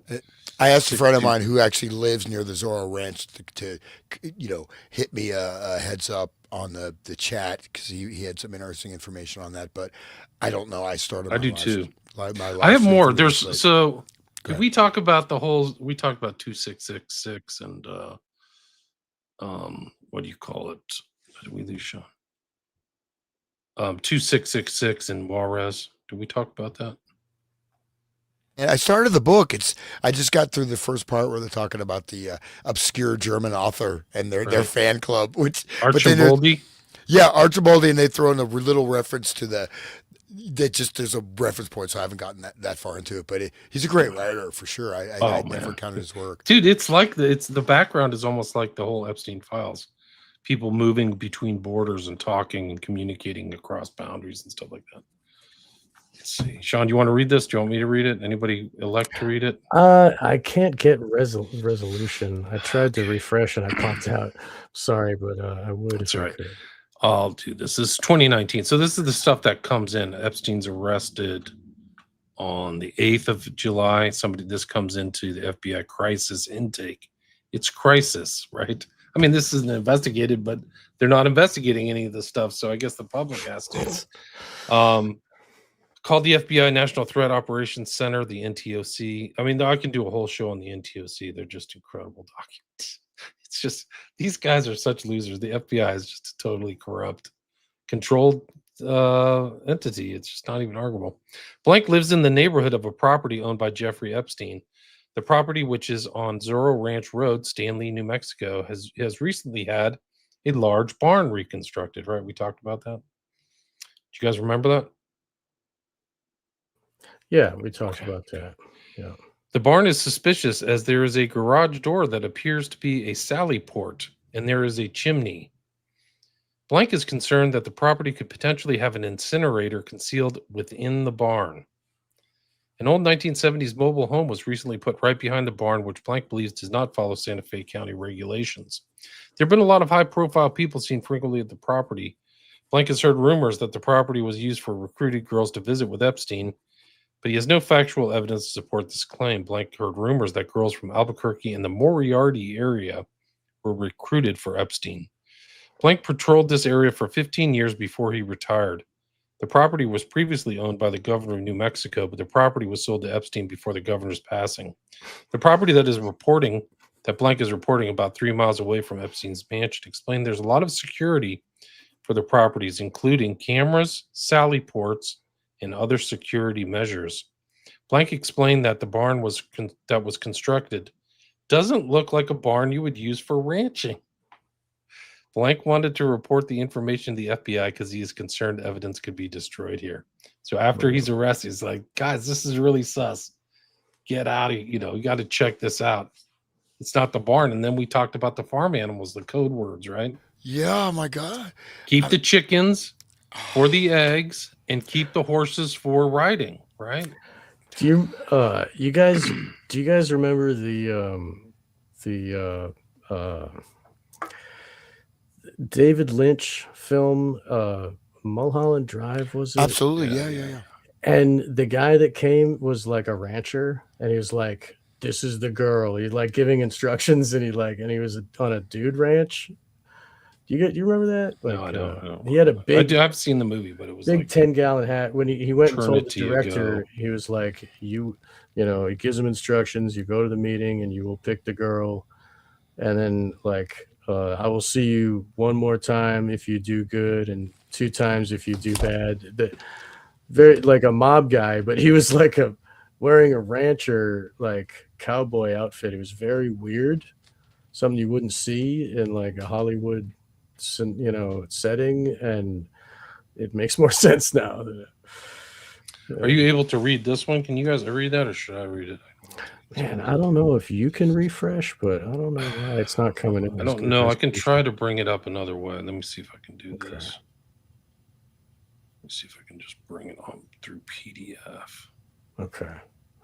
Because when we were doing the other document, I could see fine through the screen here.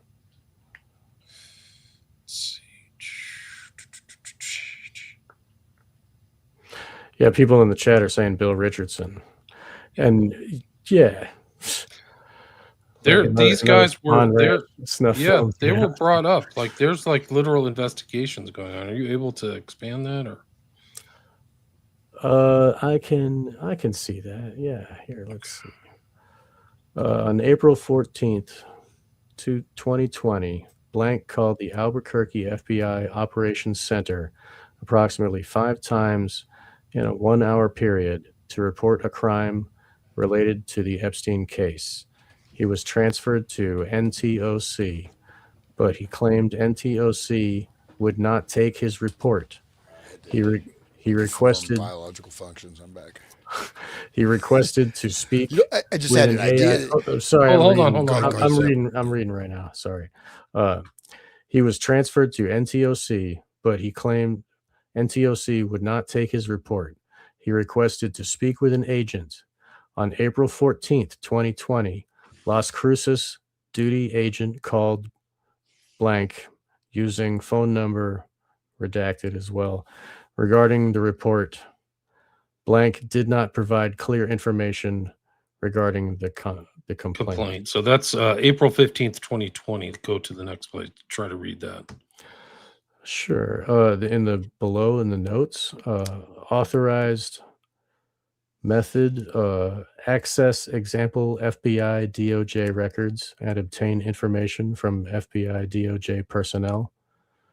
Method databases checked. No, the next page. Sorry, go to the next. I have to go. Oh, you have to do that. You're on. It's like try the okay. Try the next page. Sorry. Okay. I had my mistake. All right. So authorized. Okay. Method description. All right. This is interview or request information from members of the public. Okay. A bunch of redacted address, phone number, name. Was interviewed via telephone. After being advised of the identity of the interviewing agent and the nature of the interview, blank provided the following information. Jeffrey Epstein's Zorro Ranch and affiliated cabins were used as a location for sex and giving victims of rape sexually transmitted diseases. Sex and STDs were then used as blackmail against rape victims from the ranch. The STDs then turned the victims' brains to mush so they could not tell their story.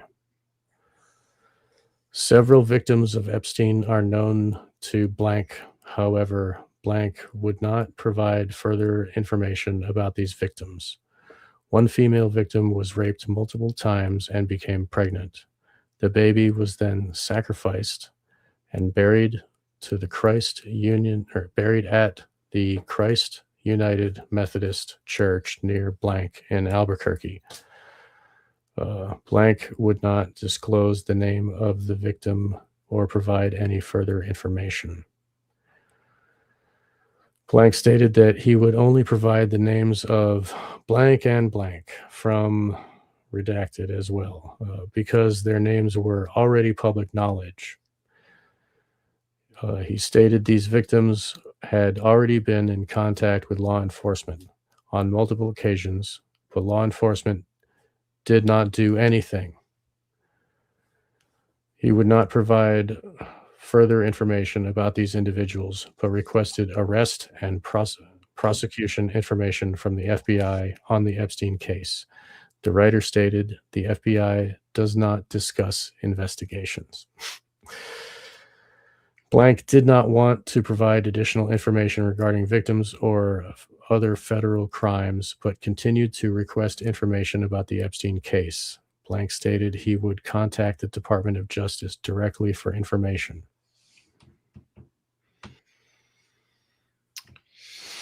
Pretty crazy, huh? This came into the FBI in 2020 and nobody said a squat. April 15th.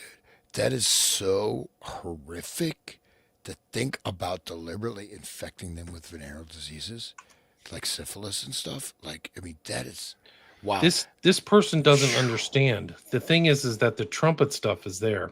So in my opinion, they're saying they're turning their brains to mush. She thinks that it's, or whoever's putting this, he or she thinks that these people are being turned to mush by the STDs. Not in my opinion. There's other Right. stories of people being drugged and memory lapse. There's some crazy information in these documents are so freaking crazy, you can't even believe it. There is a story that these guys were so sophisticated, they put this thing about this is Santino. I'll play this right now. This is a post from X called Byredo Bibliothèque Blink Twice. Epstein Island in the movie Blink Twice. The perfume and the people who used it could not remember the previous day, right? So their brains turned to mush. Blink Twice reveals that Frida and the other woman, and this is actually this Byredo, like it's in the pictures and Epstein stuff, is the same Byredo perfume of it's a type of like candle or something like that. I'll have to find this post. Wow. But it references a movie is called Blink Twice. Get this. The Blink Twice movie features when they go to turn on the Byredo candle, this is what they use to turn it on.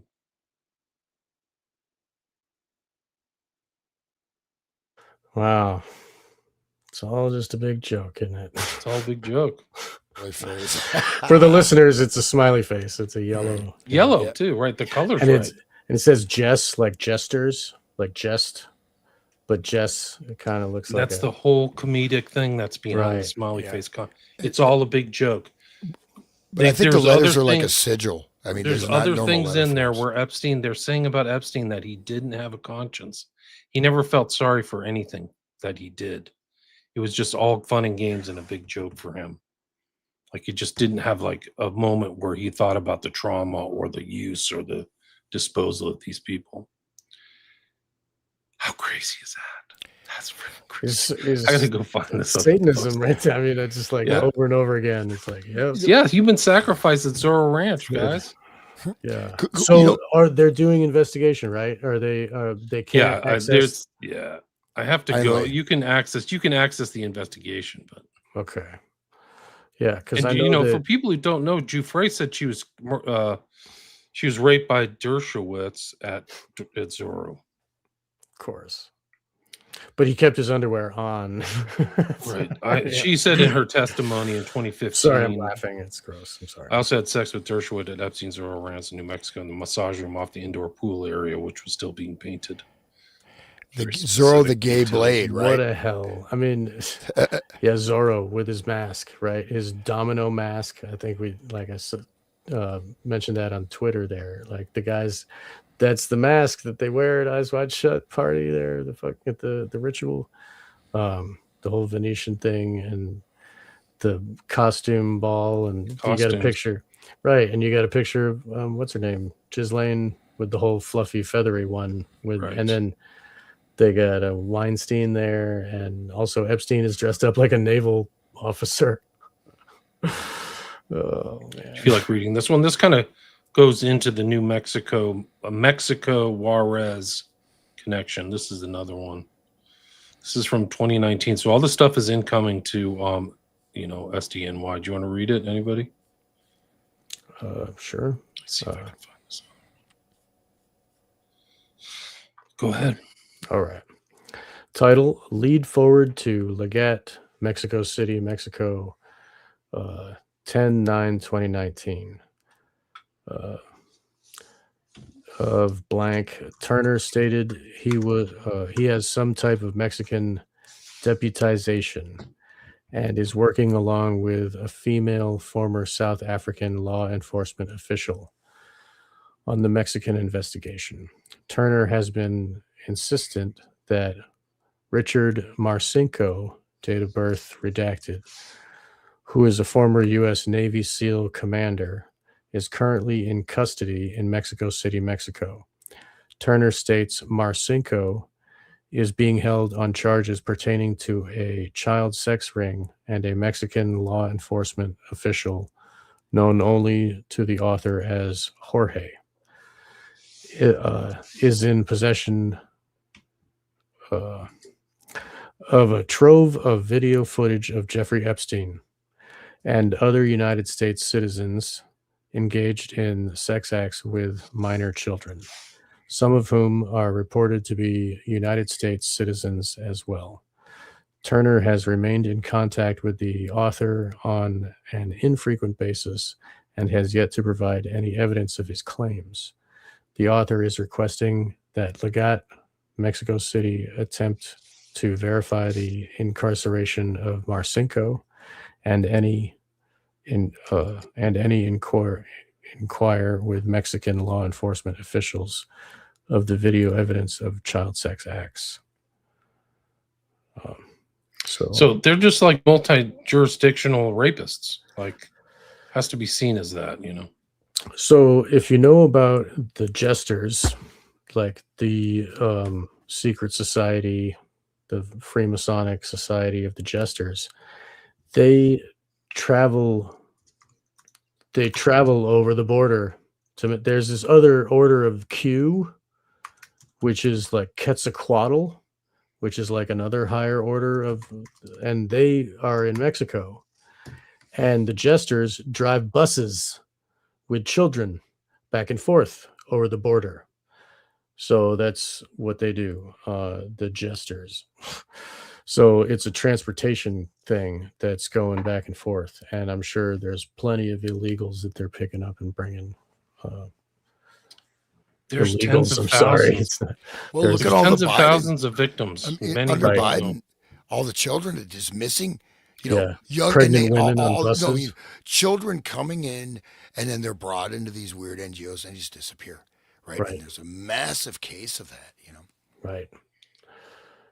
Like put in houses with multiple males living there, you know, that aren't family, and very weird stuff. And then nobody would check on them. It was a greased wheel. It was a system of, it was built for that, obviously. By Rito Bibliotech, Blink Twice. Epstein Island in the movie Blink Twice, the perfume and the people who used it could not remember the previous day, turning their brains to mush, right? Blink, see, they don't understand. Who would? Who would understand scopolamine? They're not supposed to.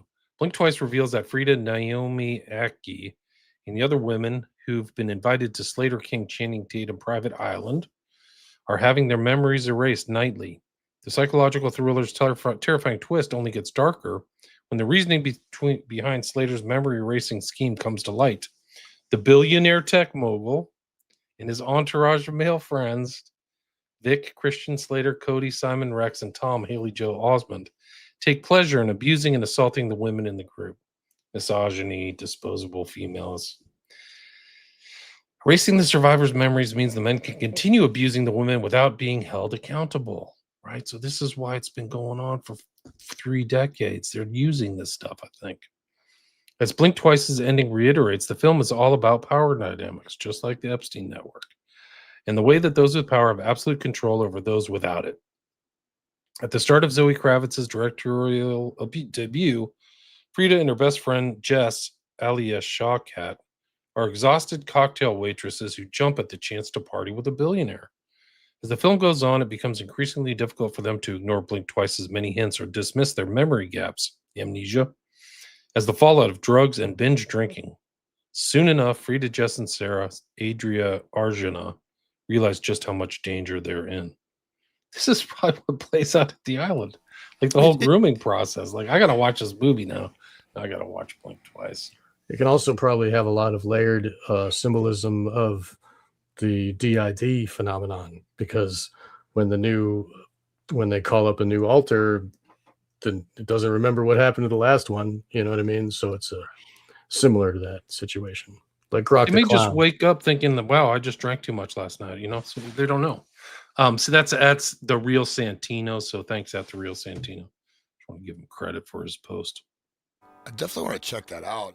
It's on the wall. This is somebody's noticed it on the wall inside the pictures of, Epstein pictures of at the island. So included in this. Can you scroll down so we can see the pictures? Yeah, I got to go back over. But, it's straight Epstein, right? It's party with a billionaire. I mean, it's that. It's it. I mean, it's crazy. Right. Is it so Bill Cosby did. But we just opened this thing with the whole thing about the Tesseract, right? So these people are in the. Imagine how dark, like Ghislaine and Epstein are. Is like we're bringing him in the Tesseract, and then it's going to be a house of horrors, and we're going to try to erase their memory if we can, and give this stuff.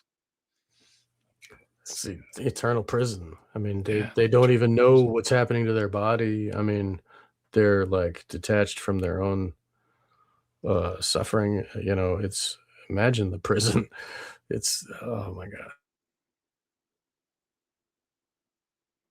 So I guess at the Epstein house they had the perfume and the candle. Wow, so dark. It's so fun. This is so insane. It's insane. Dude, I'm looking at this that occult Epstein stuff. It's just, it goes deeper and deeper and deeper and deeper, man. It's like, I mean, I don't know if we're gonna get to that whole thing with the, Guardian of the Sphinx, the Zodiac Club. He's part of all these things, I mean, he's interested in them too. So Le Cirque, like people don't understand what Le Cirque is. It's literally the eyes wide shut old families, literal fascists, like not like name calling left wing fascist, but actual like, heraldric families that are in eyes wide shut. Right, feudal. Sallow reveals a lot. The movie Sallow, right? That really disturbing film. I mean, right, which is based on Marquis de Sade, right? Who was an actual Marquis who did those things. But that movie Sallow, I think that the director died right after doing that, and this literally shows it. House they had the perfume. There it is, like it's on his like tech setup. It's over there on the left. Like wow, that's the perfume, and then there's also the candles right here. It's all over the house, right? I mean, who knows? Now I have to go back through all the pictures again and go through. Let's go. What the hell is it? They didn't block out some important stuff. That's for sure. The cover up artists were not total artists. There's absolutely no question about it. They missed some stuff, man. Wow, that is crazy. This is a never before seen picture. No, I've never seen this published. And this opens up a whole new phase of thinking. Wow. Like he's as white as the wall. Wow. He's like a skeleton. It has to be after his arrest in 26. And, so sometime between 2008 and, 2018. When did Jackson die? I forgot. I forget. But notice the body language. Look at Michael Jackson's face. He does not look happy. He's not happy. So he died in 2009. I bet this is very close to his demise, somewhere around there. And you look at Epstein, his face. He knows it's uncomfortable. He can tell the whole situation's uncomfortable. And he's got his thumb sticking out on the other side, like thumbs down.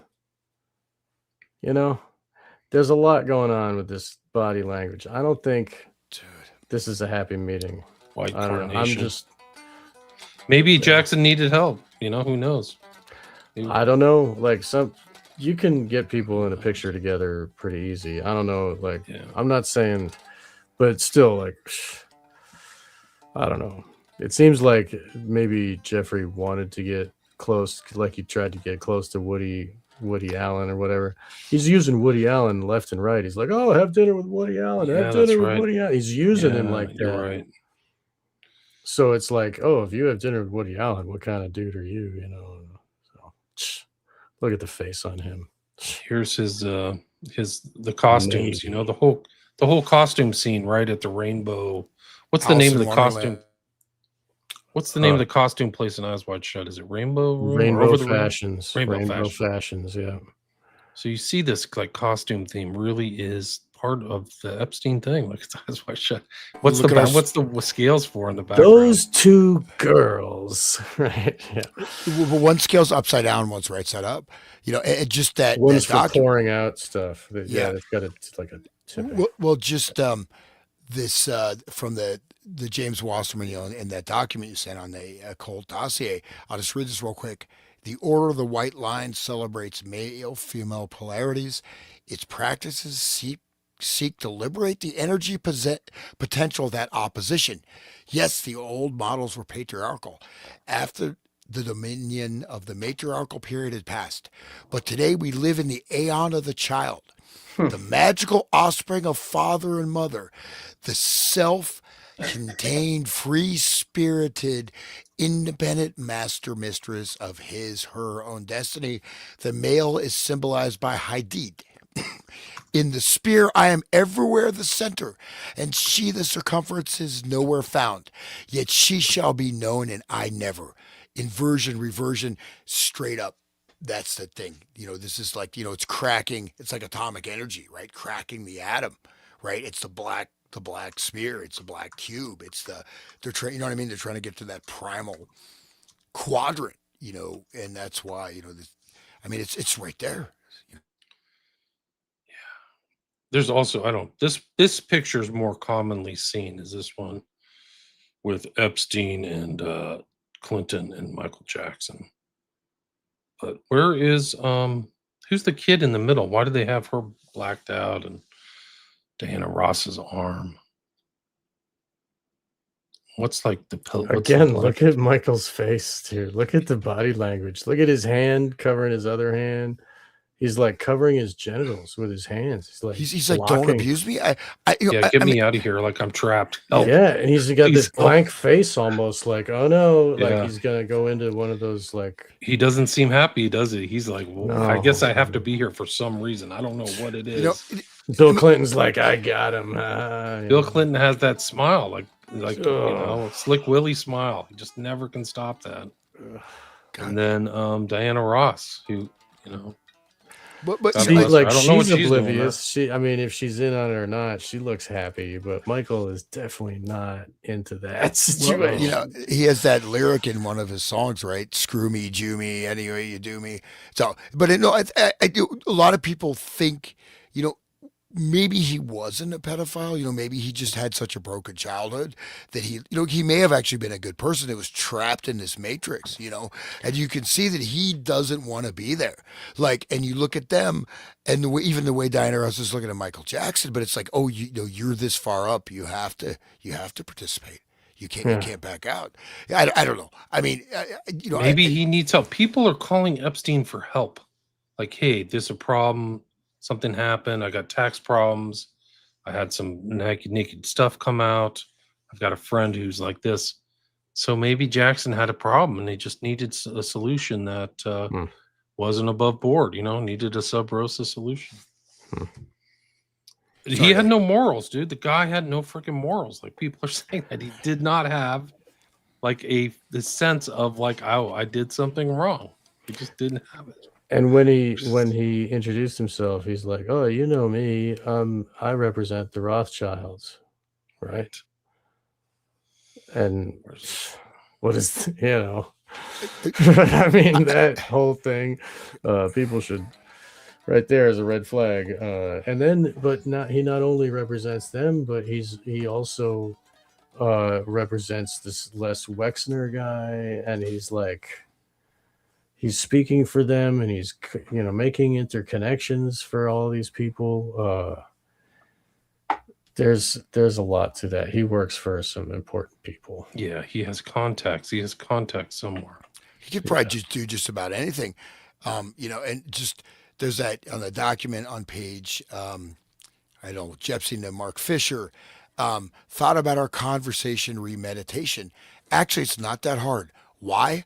A Jewish soul has a very different structure, different ingredients, components, relates to its higher levels differently, has different higher levels, relates to itself and other people in a different manner than a non-Jewish soul. To use repair methods meditation on something as sensitive as a soul requires the right tools. You cannot fix an Aston Martin with a Ford pickup truck tool set. Okay. So it's off for the chemo.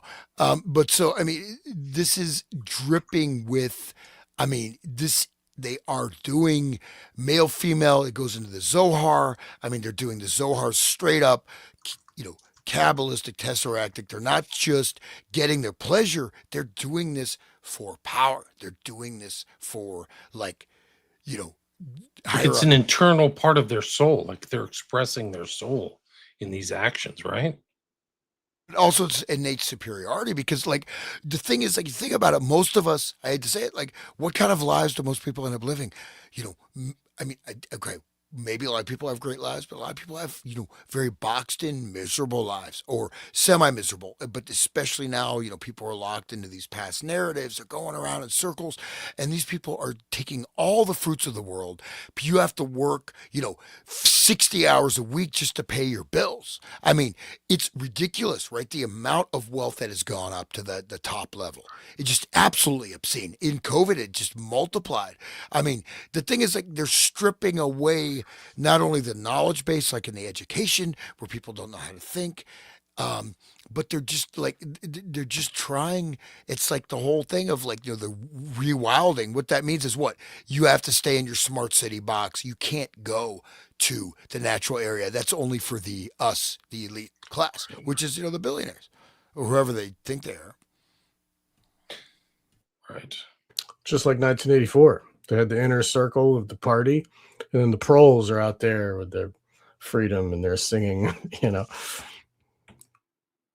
but they'll all be murdered off by the hunter trackers. People should look at my show and carry about hunter trackers. William, can you say something though? That one email I read, I know you bring the document about the aeon of the child, right? That's very important Crowleyan doctrine, and Epstein is citing that, the aeon of the child. He literally cites it. Let me bring it up. I have it somewhere. It's not from this doc. It's from the occult doc, right? From that new article? Yeah, let me see if I can okay. That article was also talking about what Hans was mentioning earlier about the difference between the soul having elect few with the tiny hats and then the goyim without a soul, and then that justifies their evil behavior because it's beast, whatever. You're a cow. You're right. A cow. Cows have souls too, man. I don't know why people think that. It just that's what they think about. I don't think that about myself. Of course, no, I know. But it just makes no sense. Like why? But let's be clear. This. You look at the whole eugenics. This started also with British loyalty, British elites. So this idea, I think it finds certain expression, but it's still the same. You can find the exact same idea, right? So that's the thing. We don't want to pin the tail just on the particular wearers of tiny hats. Right. No, it's we don't want to put. We don't insult the synagogue of Satanism in general. Like just Satanism, the philosophy that I talked about before with the egotism is the highest principle, and then social Darwinism, or no, moral relativism next, and then social Darwinism, and then eugenics. That's like the mindset of the Satanist. And that's the people that rule this planet. They run, and the money is it is the grease of their machinery, but also it is the barrier that keeps us away from everything that they're doing. And then, in that Marilyn Manson song that we talked about, Hans, I don't know, a year ago, cash is poor man's money. They deal in children and glands and blood and shit. You know what I mean? Slavery. That's what they're dealing with. There was a document about JP Morgan that I'll bring up, but they said that there's $1 billion in exchanges that probably are related to human trafficking from 2003 to 2016. So in 13 years, it's almost like $100 million a year. And then there's another one that says his harem was 400 girls large. That's how big it was. Yeah. Hey, which makes sense. So you just do some simple division and you're like, whoa, this is crazy. And so then you can kind of just see the whole Middle Eastern idea of women as slaves. And I love the torture video. The slave trades, and a lot of Jews were in the slave trades. That's a lot of anti-Semite tropes. The Jews did the slave trade, which I think maybe is factually actually accurate, but still happening. It's still I happening. just want to bring that up. The mentality's still there, right? Right. Yeah, But Pam Bondi, right? Didn't she just come out? There's a New York Times article, Washington Post, talking about the Epstein files as anti-Semitic, right? So oh no way! Yeah, there's a big it's a She big said thing. that, Yeah, dude? she did. Yeah, Oh, she man. looked that up. I mean, it just I think it came out yesterday or a couple, wow. and they're really pushing to ban discourse on this. It's like even talking about it is now we are. And 1984. So, well, no, I mean the goal is to make what we're saying illegal, right? So we can be arrested for our speech right now, our information, our mimetic self-defense. It's not 2 even plus 2 is 4, motherfucker. Yeah, like they want to be able to. They want to have a track, so even you don't even have to send a cop. They have your robot bot. The AI thing. You hear what you're saying. It comes up and just your bank account shut off, your power shut off, and they just come and drag you away by the robots, man. Just like when Winston wasn't doing his stretches good enough in the morning, it was like, Comrade Smith yelling at him, stretch higher, better, like, oh yeah, it's a panopticon, digital panopticon. Oh, where do you want me to go? I gave you those books. I don't know, like I downloaded those books on the list for people. I don't know if you want to flip through them, but it's more tantric stuff. I don't know if it's more rehashing. I don't know. I don't feel like going over it again. Jesus Dynasty, Secrets of Western Tantra. Right. I think it's relevant, but I don't feel like going through it unless you guys do. I mean, I feel like we've kind of. No, it's all right. But I mean, we might maybe show the covers at least or whatever. We can like show the people and they can go dig themselves. Well, here's 2 of them. One is right here. There's Secrets of Western Tantra, Modern Sex Magic. Donald Michael Craig was or is a known kind of occultist. Like he's a huge occultist. I remember Eccles, of course, saying this guy influenced him. What did you want me to find, Hans? There was some document you wanted me to find out. Kabbalah instruction. Yeah. Pritzker, there's the Zohar. The Pritzker family is very much into the Zohar. Right. They are the major funders of what? Like, transgender surgery? Yeah. And what? They have a transgender oxycodone, man. White genocide, straight. Yeah. No, I mean, because we're here in Ohio, Sean, man. We're at the center of, I mean, what meth and fentanyl have done to people. I mean, this is like, it's good that you have to have some distance. But they don't even want heroin anymore. They just want fentanyl. And you can go, you can see entire communities just ravaged, gutted. Right? Especially that was the Sacklers too, right? I mean, Sacklers, another Jewish family. They all just want to kill white people. I'm sorry. That evil face. Pittsburgh. No, I believe they're the major funding source part of transgenderism. I may want to bring that up. There was something. The Zohar means like the Shining or something like that, right? Doesn't that mean that? That's one of the most important Kabbalistic books, and this goes into the Zohar is what? This goes to Nathan of Gaza. This goes into the Messiah, 1666. Oh, his name. And this is the Zohar, the Book of Splendor, is the main foundational principle, including the redemption through sin doctrine, which is highly complex. It's not just, sex, drugs, and rock and roll. It's all based on this occult mathematics, manipulation of reality, matrices of controlling and governing consciousness, governing the past, present, future. So it's not just we're going to get our, there's a much deeper meaning to all this debauchery than just, we're in charge and we can just rape and pillage as we please. No, these are also ritual things that are being done to govern or control past, present, future. So in a sense, the masses become both the battery and the septic tank. They put all their negative karma, all their evil, pour that onto the masses, make them more degraded, whatever, and then suck their energy, life force for your ritual. So it's a structure of like taking total planetary control and putting everybody else in the Tesseract. Perfectly said, dude. That should be like the stamp on all of our Kleepoth episodes, like it's well encapsulated perfectly right there. That's great. What part of this document do you want me to find? Let me look at it. I thought just start for the Order of the Sphinx because I just that secret society. Oh, the secret societies. We didn't get to that. Yeah. Really. Unfortunately, it stops there. The Order of the Sphinx. This again is the Anthony Westgate. I'll put a link to his Substack. It's called the Epstein Occult Dossier. It was published yesterday, February 21st, 2026. So he's We're not reading it in toto. Yeah, just referencing it. You want to try the Order of the Golden Sphinx? We could just read from that. That's interesting. You want to read one of you guys? Order of the Golden Sphinx. So we might get into Robo Epstein also. This like thelemic golem.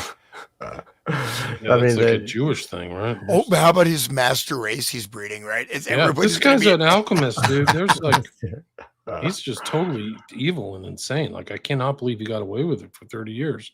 I don't know where's the Sphinx? OTO. There's the Aeon of the Charge. You're talking about that. Robo Epstein. But no, the Order of the Sphinx is, I think it's right in the beginning. Go back right to the very beginning.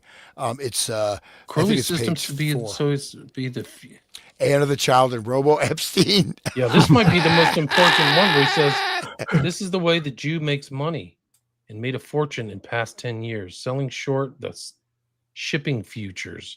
Let the Goyim deal in the real world.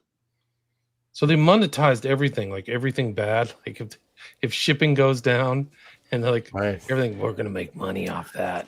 Dude, didn't he work for Lehman Brothers? Bear Stearns. Bear Stearns, that's the one.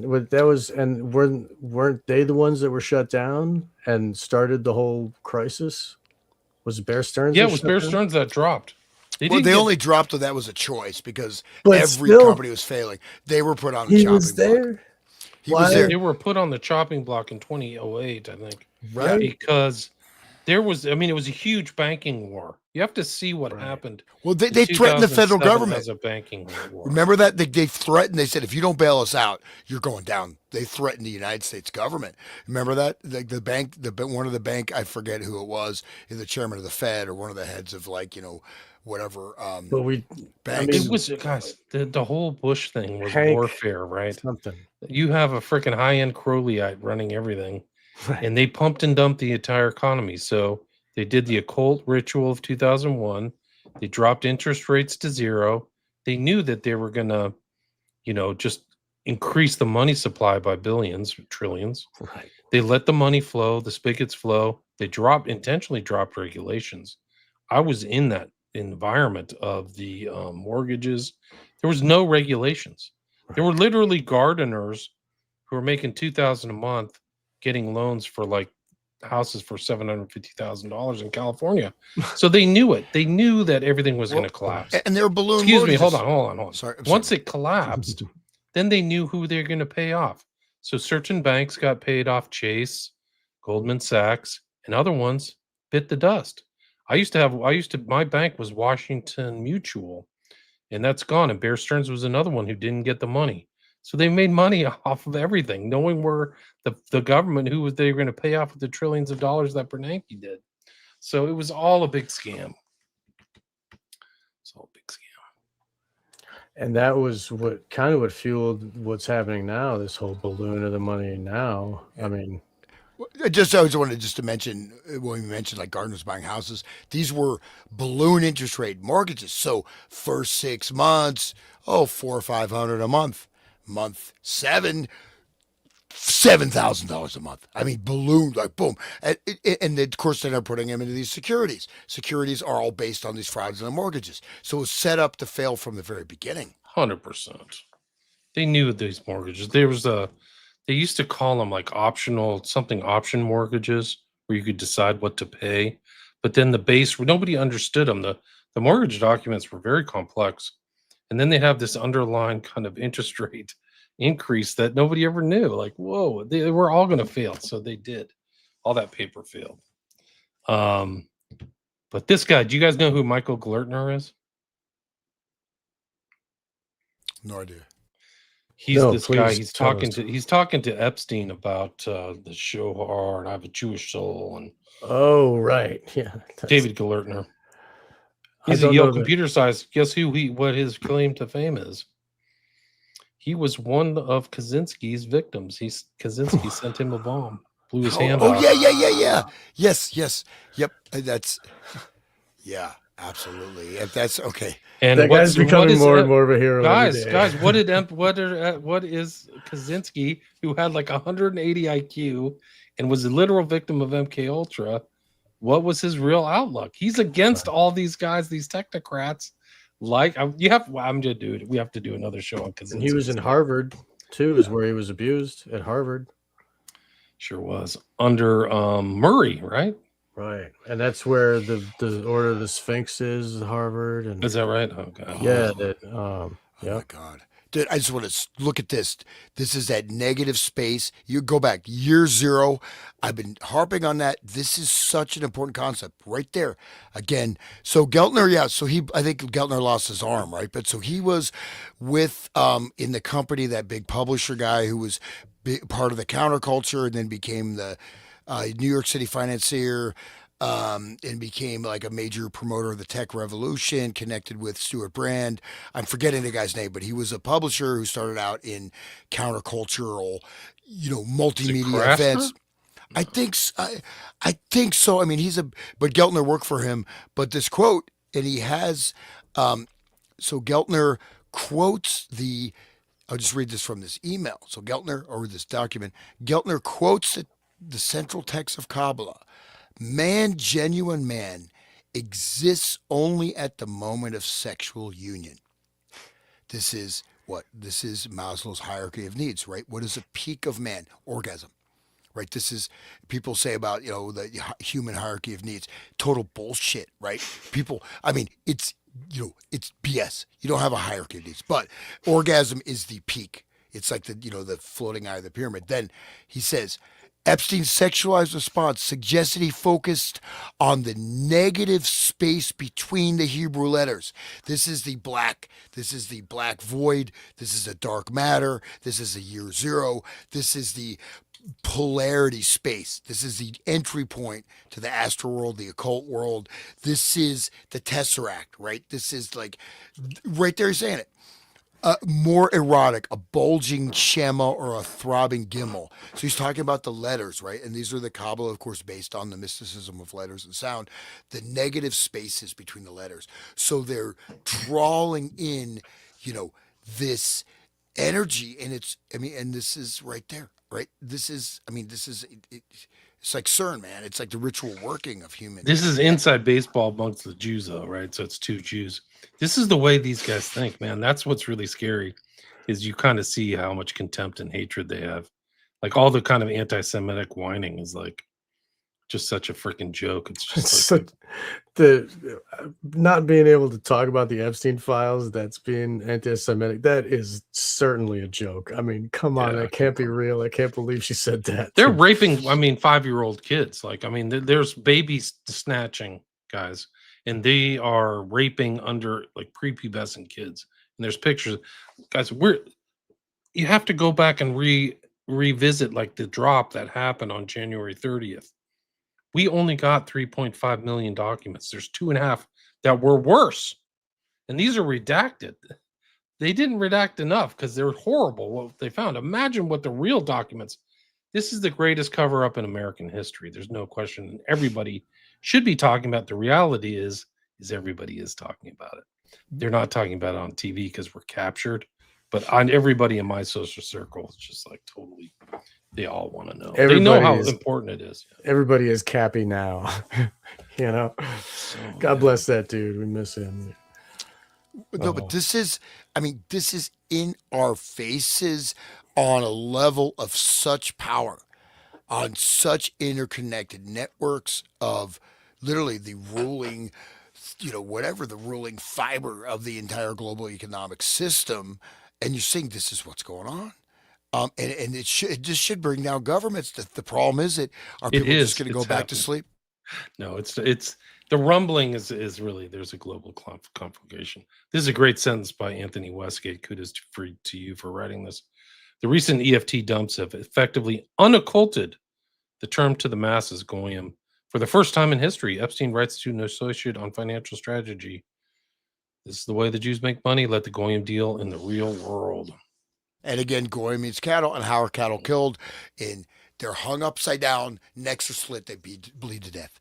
That's how you kill your cows. But that's the way these guys treated all their victims, and really in the ugliest way too. So they treated them terribly, and then they like abused them even after. So like the abuse is still ongoing. Yeah, there's nobody who's come out and said, I'm sorry. None of the perpetrators feel sorry. So you want to talk about satanic egotism or my way? This is like it. It's like there's just no, like nobody said, you know what? I'm willing to, maybe they're threatened or whatever, but nobody's willing to fall on their sword and go, yeah, I was really involved. The other thing is you could make a deal with the government and actually give testimony. So you can say, I made a mistake. I'd like to negotiate a plea deal. Give me probation and I'll tell you everything. Why hasn't that happened? Because they'll end up like Epstein, like they'll suicide themselves by accident. I'm expecting new deaths, guys, in the next like 6 months. There'll be some new people deciding to jump off 9-story buildings or shoot themselves twice in the head. Put it on the record. William said. I said it. I'm expecting it. There has to be a cleanup job. Yeah. There's too much money at stake. I'm going to go make myself a cup of coffee. I'll be back. Okay. Well, yeah, how about remember all the banker suicides or banker deaths? Remember all those bankers just falling out of windows, just dying, Right. Yeah. And there's a lot of fallout from the Epstein thing. I mean, well, I don't know enough to talk about it, but you guys just spoke about this Robo Epstein. So did I can send you the books also, Hans, those 5 books that were on the list, because I went and found them, downloaded them. I'm sorry. Sorry, background. I got something. Hear that? Can you hear that? Yeah. I'm just doing a little guitar practice as we're doing the show, just random. See, I'm actually playing, but that's I'll stop doing it. But Aeon,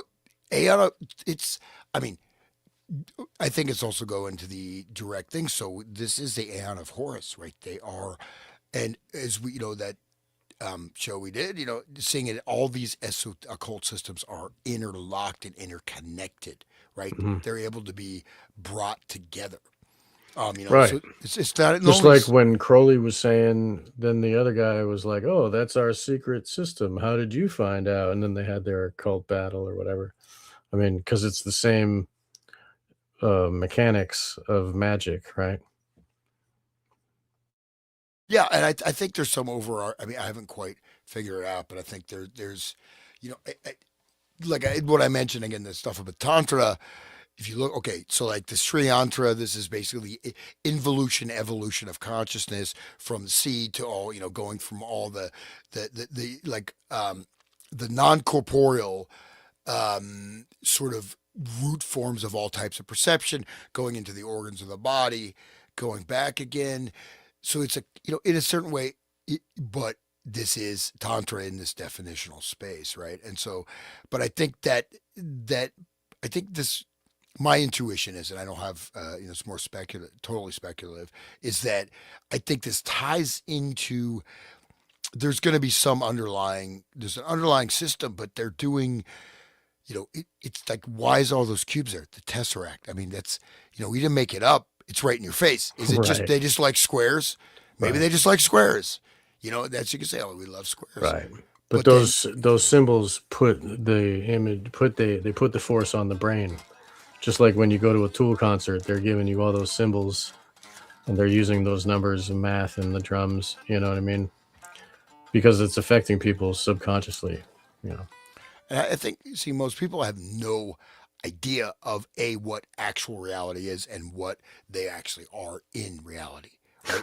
Or potentially you can be, right? So, and the potential, and this is what, and the thing to me is that, the basic tragedy is that, the just simple, maybe you're a farmer, maybe you're a pioneer, maybe you're living in a teepee, but you have a basic human experience. You have your kids, you got your relatives, you have your food, and that groundedness has just been stripped from us. And so because of that basic shattering, right, of, humanity that, that's why all these, cults or this and that can spring up, because you don't even have your basic sense of just being a human being, and people feel in prisons because they are in prison, right?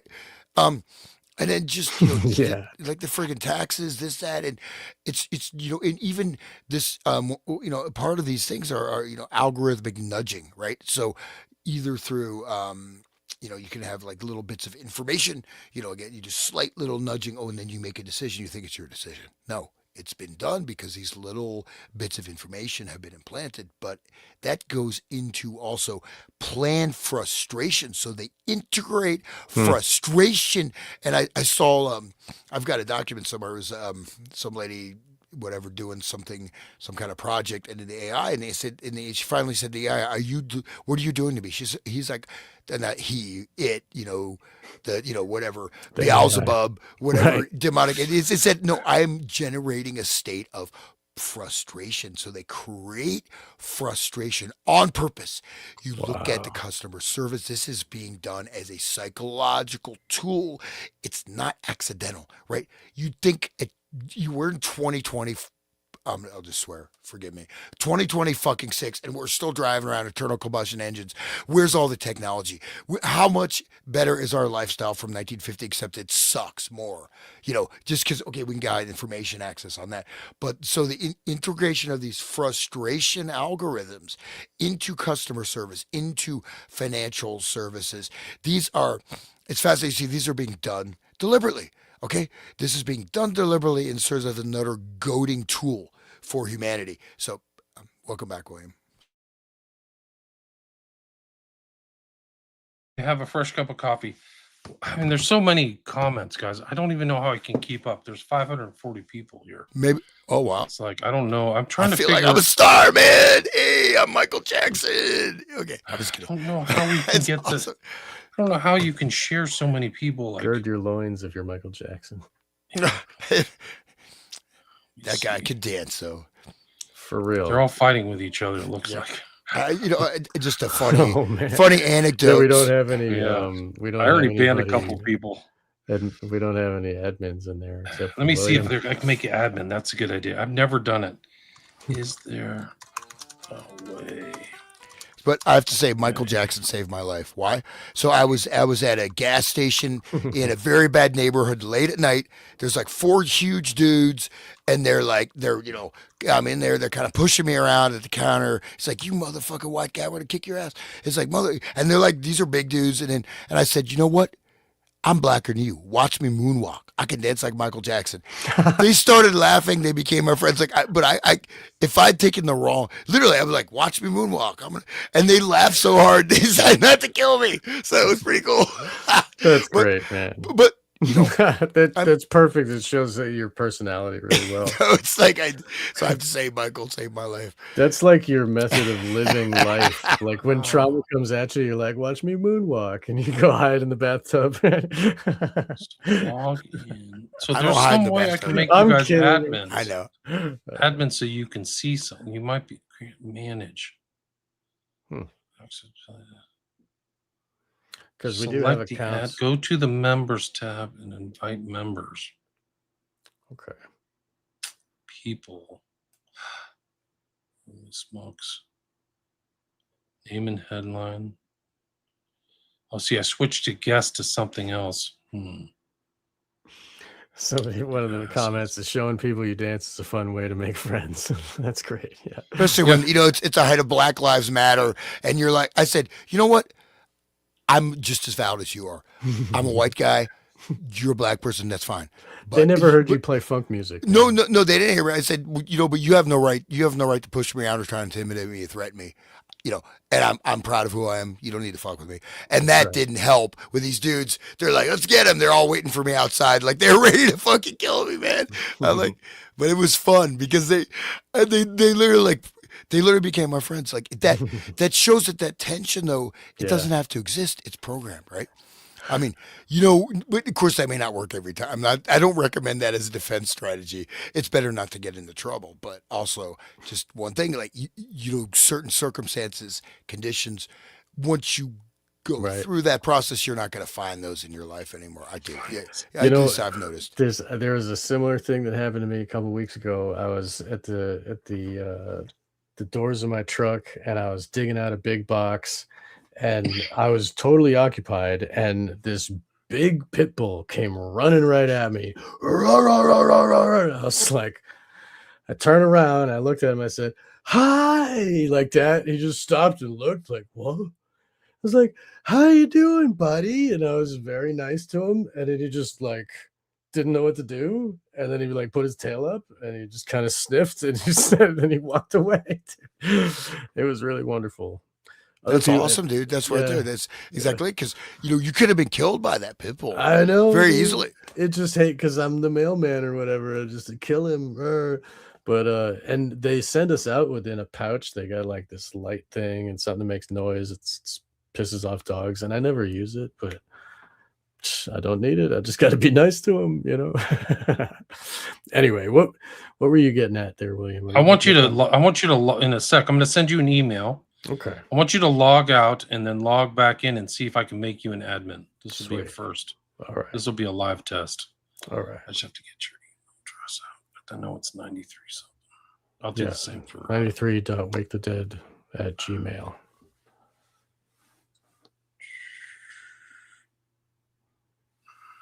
They wouldn't give me just Wake the Dead. I had to have a number, so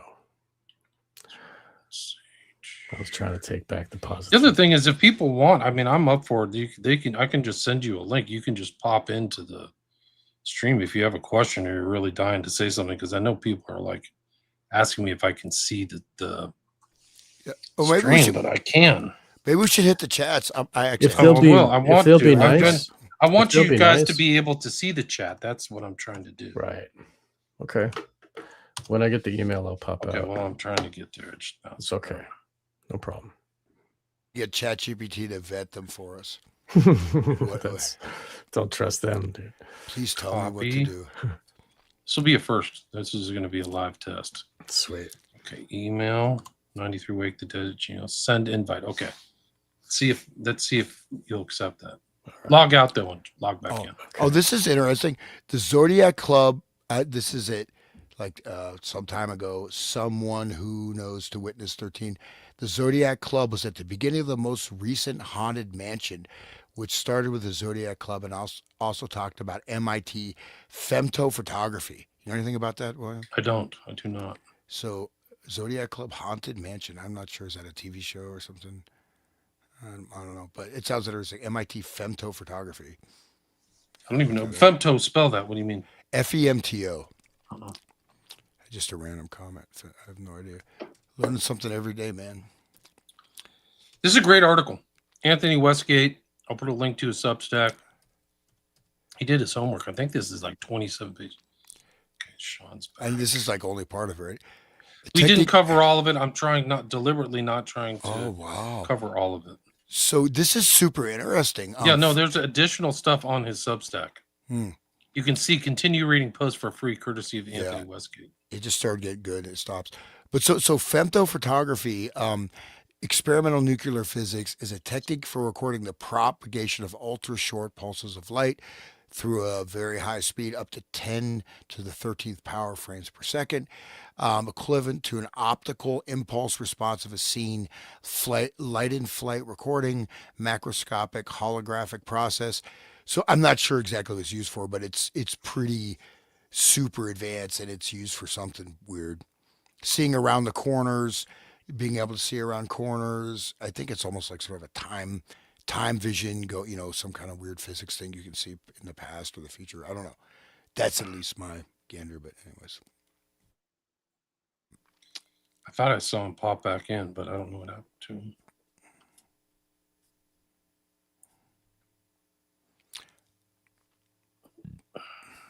Okay. Oh, there you go. Okay, you're back. Now let's see if you can see can you see the list of the comments on the right-hand side? You have to hit comment on the upper right-hand side. Yes. Okay. So you can see the comments. Yeah, I can. Okay. Yeah. I'll be back to the very top. Do you want me to make you an admin? I mean, Hans? Then you can see the comment. Then you guys can read the comments. I can actually see them. It looks like I can on my side if I go on the tab. So, yeah, I'll be right back in just a few minutes. I'll let you guys continue, and I'll be right back. Okay. See, I thought it was my understanding you weren't able to see the comments. There was just a little like thing that Right, was but scrolling this is different. through. Now you can see This the is big different. comments. Okay. Yeah, so I it's can see different. the whole Okay. thing. Why don't you just go through the comments? So Austin Tucker Martin in Gematria is 237. 237 is one of their favorite ritual numbers. This is from Kelly Pitroff. We are in between the solar and lunar eclipse, and today is 222. Another ritual code, very interesting. Let's see. Javier 888 gives us some thumbs up, and we get Jessica Roberts 8090. Oh my God, we're live. Can you click on those so they pop up on the main screen so people can see them? So sure. there you go. Oh my God, you're live. That's great. She's beautiful. Oh, hey, William and Sean, great discussion. You guys rock. This is great. You forgot my name. I'm here. I'm spying on you. You're there, dude. It says Hans. You said William Sean. You forgot to say my name. Okay, well, yeah, it must have been my my subconscious must have done that. I don't know why, dude. I'm just teasing, man. I was about to. Okay. All right. So it's Talmudic, right? Yeah, the Talmud is their set of moral laws. So let's see. It's all that matters to them is pleasure. Look at their philosophers like Sartre. And great series on frequency. Well, Here We Go has a great series on frequency as well from Saxon Ranger 94. Let's see. No real questions. The stuff happening in Puerto Vallarta right now is significant. I think we were talking about under the south of the border. Descendants of Cain from Helper Crow. Yeah. That's more of that immoral line. Okay. Let's see. Tijuana Bibles going to be going out of print. No, I don't. Dude Ranch, Manson Spawn Snuff Ranch. Yeah, probably so. Someone who knows to witness in 13, whatever. Yes, we agree. It is probably another Spawn Ranch situation. Do you agree, William? It seems like it. It's like a movable, but Manson was stuck in one place. This is like a Manson family that flies around on jets. So it's crazy. Right. Manson had to borrow his ranch from that movie guy. Right, but it's like they're up to all kinds of nefarious stuff. It's not just the trafficking, it's money laundering and tax evasion. And they seem to be buying influence, and they seem to be subverting political parties or making their own politicians, and also involved in media and celebrities. Like it's not as simple as just one guy who's a bank robber, you know? Right. They only protect the identities of the perps. That's true, right? They haven't released it all, and they haven't covered up the names of the victims. That was all exposed. All right. So all harmless cosplay, I'm sure, right? Okay. She was talking about the costumes again. Yeah. There you go. Mexico, right?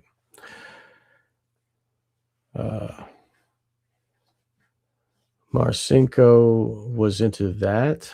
Wow. He wrote a lot of books.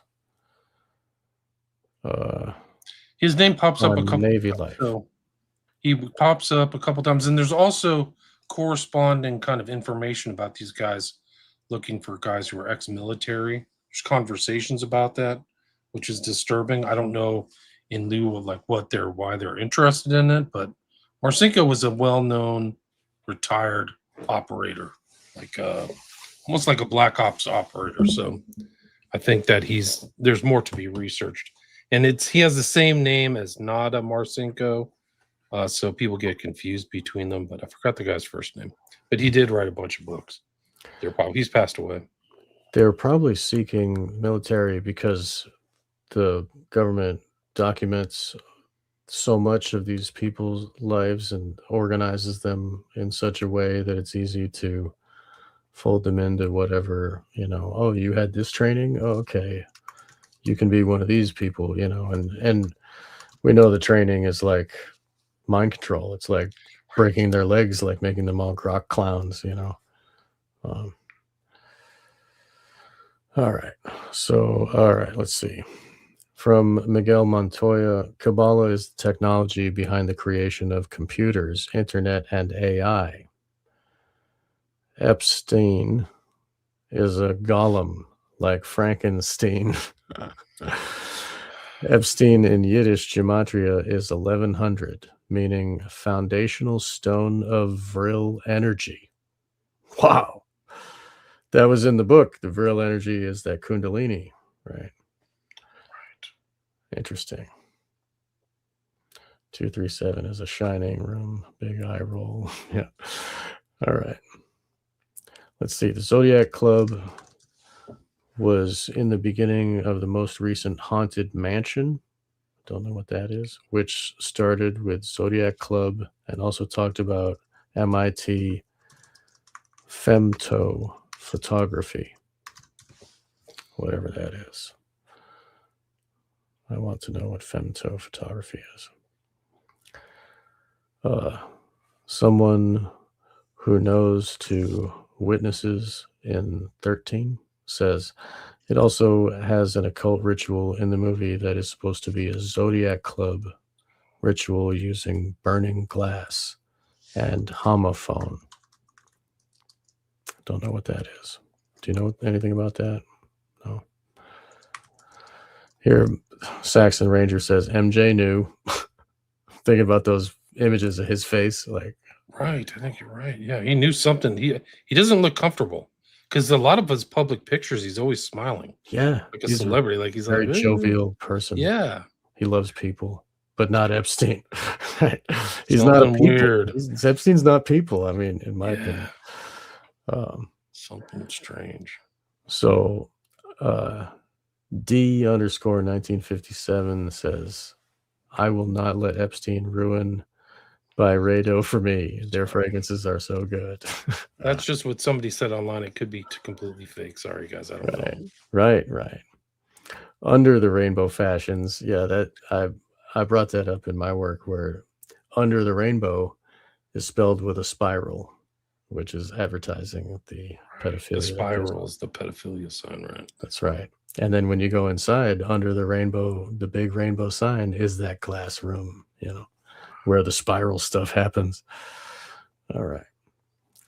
I think Diana used to be Michael's handler since he was a young boy. Diana. Oh, Diana Ross. Right. She was in the picture. Right. So we got a $2 donation here. Diana brought her children to Diddy parties. Wow. Wow, I didn't know that. That's disturbing. Wow. Thanks for the donation, everybody. That's very nice of you. Thank you. Let's see. They're doing the same thing with Ariana Grande in Wicked and her Judy Garland's eating disorder benzos addiction makeover. Wow. That's a good way to put it. Jeez. Yeah, she looks like a skeleton. It's scary. Like, it's obviously mental problem at that point. It's like, save her. Somebody needs to help her. Right. She did not look good at the end, man. She was just on heavy drugs. Who, Judy Garland? Yeah, right. I'm talking about this Ariana Grande. She's poor girl. She looks way too unhealthy and not very skinny. Yeah, so. Yeah, it's like, I don't know. They're transforming these people. They're doing some kind of alchemy to them. I wonder if Hans can find his way in. He's got a click. I don't see him on the bottom there. He's just muted. Oh, okay. I see. All right. Okay. All right. Let's see. This is SRA. Yep. Hello. Satanic ritual abuse is in the house. That's true. Yes. Saxon Ranger says, yeah, they know they have different souls, all right, but not superior like they may think. That's a good way to put it. But the Tao is great. Thanks, Rucknock. Yeah. Fucking, I'm glad you made a meme of that comment. Like, flippantly, I was like, yeah, she should turn it upside down. Yeah, it was your inspiration. Let me see if I can find it. That's great. It looks, I mean, it's totally accurate, bro. Like, yeah, she's a total liar. Yeah, she's a perfect front person for those guys. Yeah. So, because the Tao is now openly dark money, laughy face. Nobody with money has like money in the Tao anyway. Like, give me a break. Who has money in the Tao? Like, I don't know anybody. It's like old boomers or something. Right? Yeah. Trump's buddies. There she is. Oh, here, I'll take this. There's the cross. There it is. That's how she should be wearing it. Look how proud. That's the spirit in the black too. Like, she really was wearing black, which is impressive. Like a freaking like Imperial Raider or somebody She's from the Empire. The Tribe of Dan flag, the red and white behind her, and those are the colors of magic too, red and white. Wow, crazy. She's pretty evil looking. She's very proud. I think she was constantly a fixer because she never went after any of the Epstein stuff in Florida from when she was AG from 2011 to 2019. So that she was probably their person from the beginning, Right. I think that's the whole trick that got played. Like, okay, we're ready for you to get to work, Pam. Well, you good. Little do you know, she's hanging out with another guy. She is who has some type of a connection to like trafficking out of Ukraine. Like, it's crazy. Yeah, no, I mean, these guys are just so dirty. It's just incredible. Is that a real picture? No. It's AI. Yeah, remember William was like, she should take off that cross, and I was like, yeah, she should turn it upside down, and he went and fucking made it AI. It was great, dude. Watch this. This is how dirty this. I don't know who this girl is, but she does really good work. Uncle Ted knew. Ted knew. He was just ahead of the curve, guys. Oh, hi, Pam Bondi. What are you doing with Keith Frankel? I have a couple questions for you, Pam. How much were the acting lessons? Do the Epstein victims that you cried with know that you're friends with Keith Frankel? Why was Keith Frankel and Jeffrey Epstein talking about body boxes on February 10th, 2010? You've read the files, so I'm sure you can tell us. If Jeffrey Epstein was such a monster, Pam, how come Keith went to his house so many times? One thing that was mentioned in the Epstein files is children being trafficked out of Ukraine. Keith Frankel and his family run a children's home that takes children out of Ukraine. You need to cut the shit, Pam. You need to cut the shit. Like literal children. I mean, this is almost like a comedy show. Like everybody's running like some NGO or some child trafficking outfit out of Ukraine. It's so freaking gross. Like you have to go shower with a freaking like Brillo pad after you're done looking at this stuff. Like how are you able to do this? It makes total sense. She's in that job. Well, also the underground laboratories in Ukraine, right? That's one of the things is they don't want Russia. And there were some leaks of some of these things, right? This is maybe a year ago. Chemical stuff, chemical stuff, biological human experimentation, like hardcore stuff that was released. And then I think it just faded from the radar, but that might be a good thing to look up because Ukraine was like an epicenter of this. And also just because we're, I've crossed the Rubicon on the JQ, I guess. I mean, I've known about this for a long time. I know I'll talk about it, like the whole ritual murder thing. But the world's largest menorah is in Ukraine. They have, look it up, world's largest menorah. They want to create the second homeland for ancient Khazaria. Ancient Khazaria, which, they were a barbaric people that lived off of basically piracy, murdering stealing, robbing, murdering, and finally they had an ultimatum: convert to one of these religions, either Christianity, Judaism, or Islam. And then it became, then that fused into, and that's like about 90% of the population today are this, bloodthirsty human sacrifice, cult. I'm not saying people are doing that now. I mean, I love everybody, man. I love everybody. I'm sorry, dude. Okay, let's delete those comments. But seriously, dude, like it is crazy that look up that menorah and look up the second homeland, and then you'll see this thing. Makes sense. They're doing genocide there because they're at the first homeland. They're doing genocide there too. Yeah, clean it out. Yeah, and Chabad is actually a direct offshoot. People don't know this. Chabad, which Trump swears allegiance to, Chabad Lubavitch, is a offshoot of Sabbatean Frankist cults with a veneer. Okay, but they're doing this Sabbatean doctrine, and they're looking, this end times, right? Year zero, the end, the full, this is it, right? I mean, and so the Chabad thing it's massively powerful, and they're, basically, Trump is dancing to their flutes, their panpipes, and their sacred grotto, Right. with their lizard, worship the lizard king or whatever, man. Bill And Clinton's there. and then we can be hackable animals, right? The Novo Harari or hackable animal. It's like, come on, dude. Like we don't even access 2% of our human potential that's inherent in our actual existence. Why you need to hack it. Why you need to put something in the brain. How dare you say that AI is going to take over the world, right?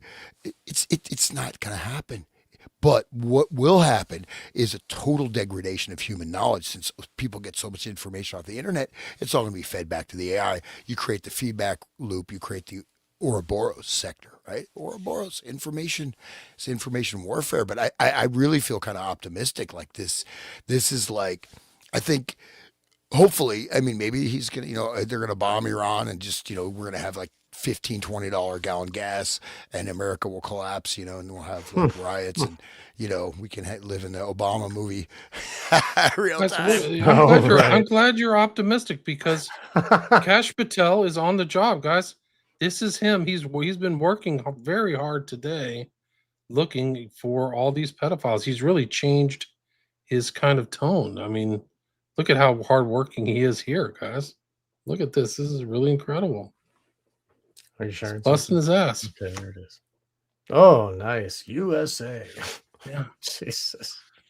At least he's got the angle down, right? It's got the straight 90 degrees right down the old gullet. Like a sword swallower. Jeez. Yeah. I mean, you cannot write this stuff, dude. Like, this is the biggest story of our lifetimes. Here's the guy like partying with the hockey team. They're in Europe. He's in Europe, right? Like, this is a joke. Like, wow, this is like a sick joke. Dude, are there any more comments? Okay. We got another $2 donation. Thank you. Every little bit helps. I see you. Okay. I gotta maybe cover my coffee fees, guys. Right. My revenue, I'm trying to hit 3 figures, man.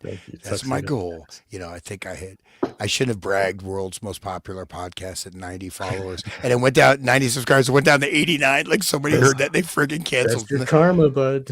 I know, I can't brag, and I realized that I was like I don't know, the biggest one was like 300 million. So technically, okay, just joking. But would you mind bringing up just that that Chabad Center in Ukraine, William? Yeah, I will. Yeah, because look at this thing, and this is Chabad is direct Sabbatean. This is a Sabbatean Frankists, and they are very, very, very, very powerful.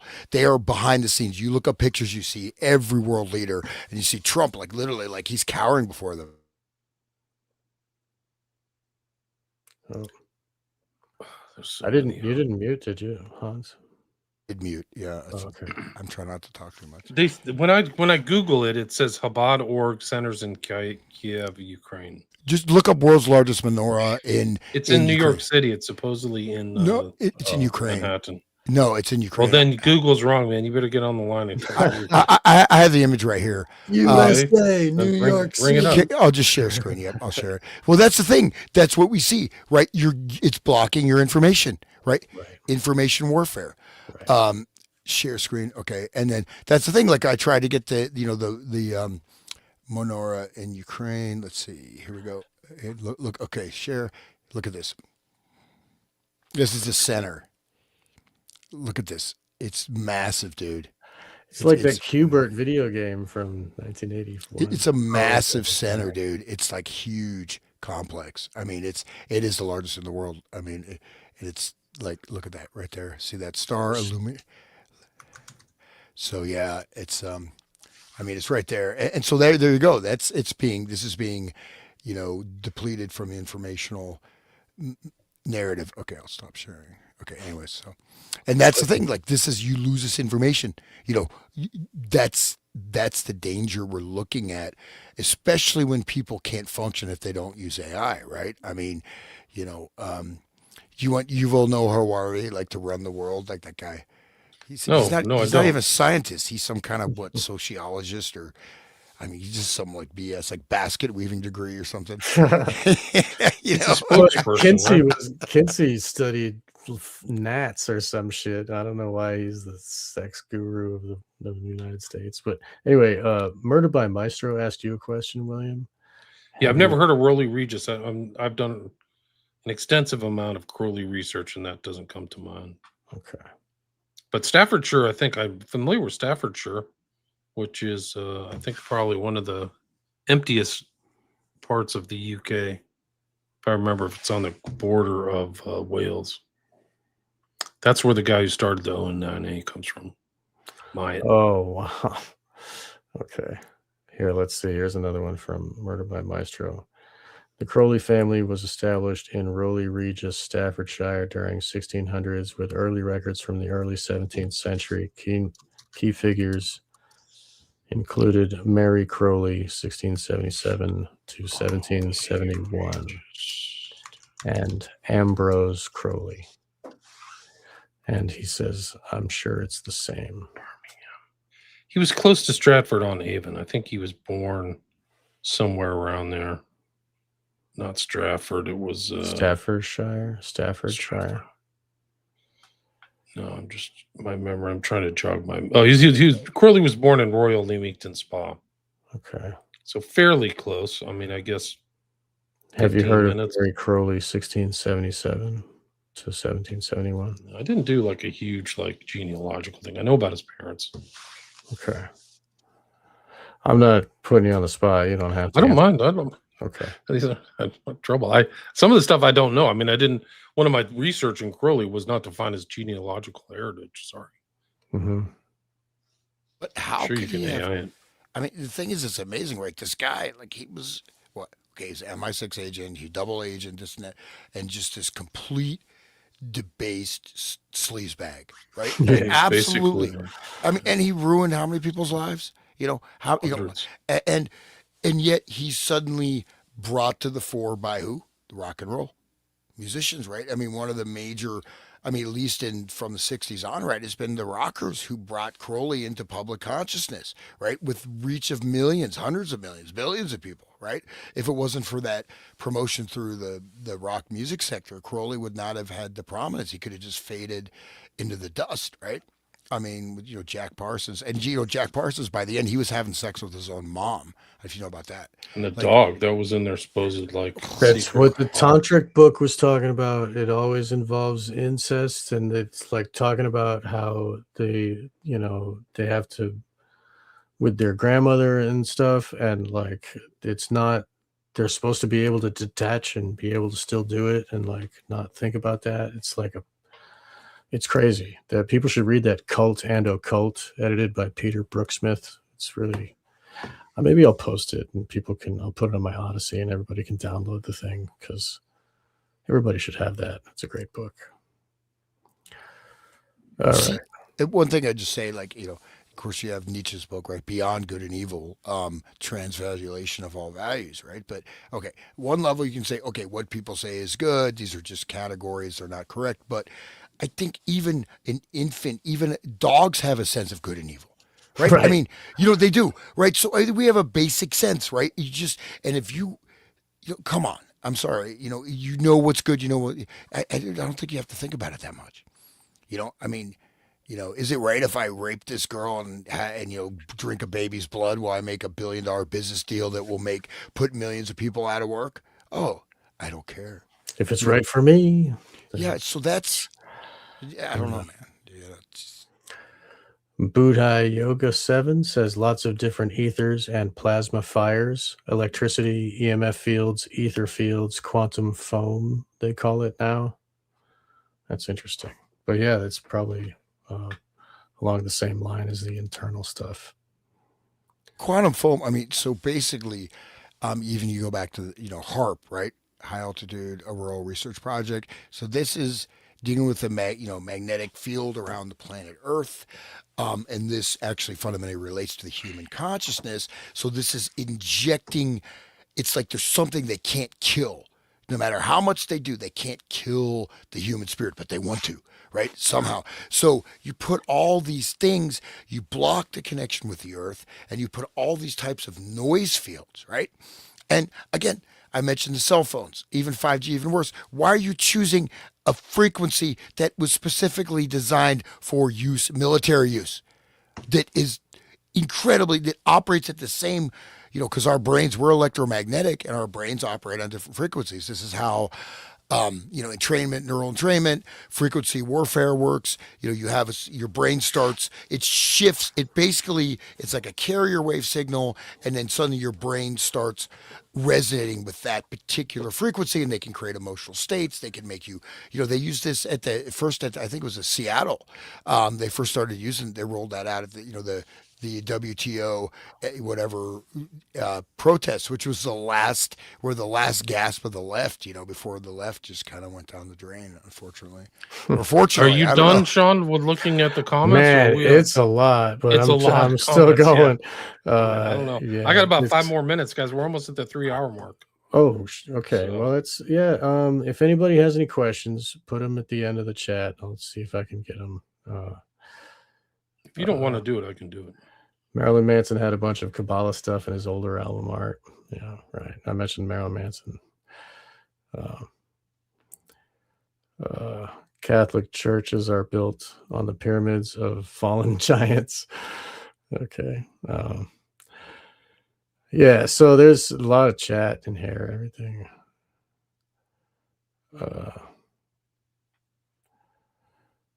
Oh wow! Are you able somebody's accusing you of being one of them, William? Not like an Epstein. No, like you're a CIA. You want to bring it up? Yeah, bring everything. It doesn't matter. Everything. Pretend political legitimate. That's all. Jeez. Wow. The whole side. Not the president, dude. William, please say. They would never hire me, guys. Dude, you don't understand. William, send me a check, bro. I want my payoff, dude. Yeah, they would take a psychological test for me and go, "You're out. Leave." Send me a check. I have the highest FU response of anybody on earth. Yeah. So, like, you want me to go get you pencils out of the closet? No. I'm like, on that spectrum, I'm at the very end, guys. Just understand that. They should read your books and figure out what you're about. Like, you must not know me. Put down your fucking freaking crack pipe. Yeah, man. Imbecile. That's great, man. That's great. All right, so I don't care. I love the insults. Come on, bro. Well, it's all good. It's really harmless. It doesn't hurt anybody. I just want my check. Where's my CIA check? Come on, nobody has any sense of humor anymore. They can't really take any insults either. Like, yeah, people I've been called the worst, guys. There's nothing as bad as what I've been called. Like, I don't care. I've been called the worst. Nobody puts anything in writing. Like, yeah, especially all those freaking West Memphis 3 people. Like, they go hard. The West Memphis 3 fans. Oh yeah, they go hard, man. They're hard. I've been hard in the paint with them, man. Yeah, dude. There's a lot of elbows. A lot of attempts at the jaw break and stuff. Yeah, dude. Yeah. Well, the thing is, you have to find, like, once you find your internal grounding, your code, and you're doing the right thing, then it doesn't matter. You don't care what anybody thinks about you. I don't give a damn. I know what I think about myself. You don't like me? You know what? Yeah, go away. Get the fuck away, man. Yeah, fuck you. Yeah, I'm sorry. Do you like me? Give me money. No, I'm just kidding. That's worth the 3 hour. But it really it's worth $1. I'm just kidding. What's the name of this book? What book are you talking about? Phil is bad. Okay, the that's name of the good. book was Cult and Occult and it was edited by Peter Brooksmith. So I put that up William again. be investigating them or working for them. I don't even know what that means. Yeah, thanks for everybody for listening. We made it to like can't even get to the end. 640 listeners, so I really appreciate it. And God bless you, people. Where can people find your work? It's Wake the Dead and The Resonant State and William Ramsey Investigates. That's right. Yeah, all the links should be there. And everybody needs to subscribe and share and all that stuff. Yeah, check it I out. never really say that. I'm trying to say it, whatever. But yeah, it's really great to have these to have these live every week, and I'm so thankful. Thank you, William. Thank you, Hans. Thank you. So he's been following me to 2016, guys. I started in 2010. I've been in the game for 15 years. I'm ready to get out. I'm ready to retire. I just keep called back in. It's kind of like something like that. All right, guys. Later. All right, thank you. Thank you.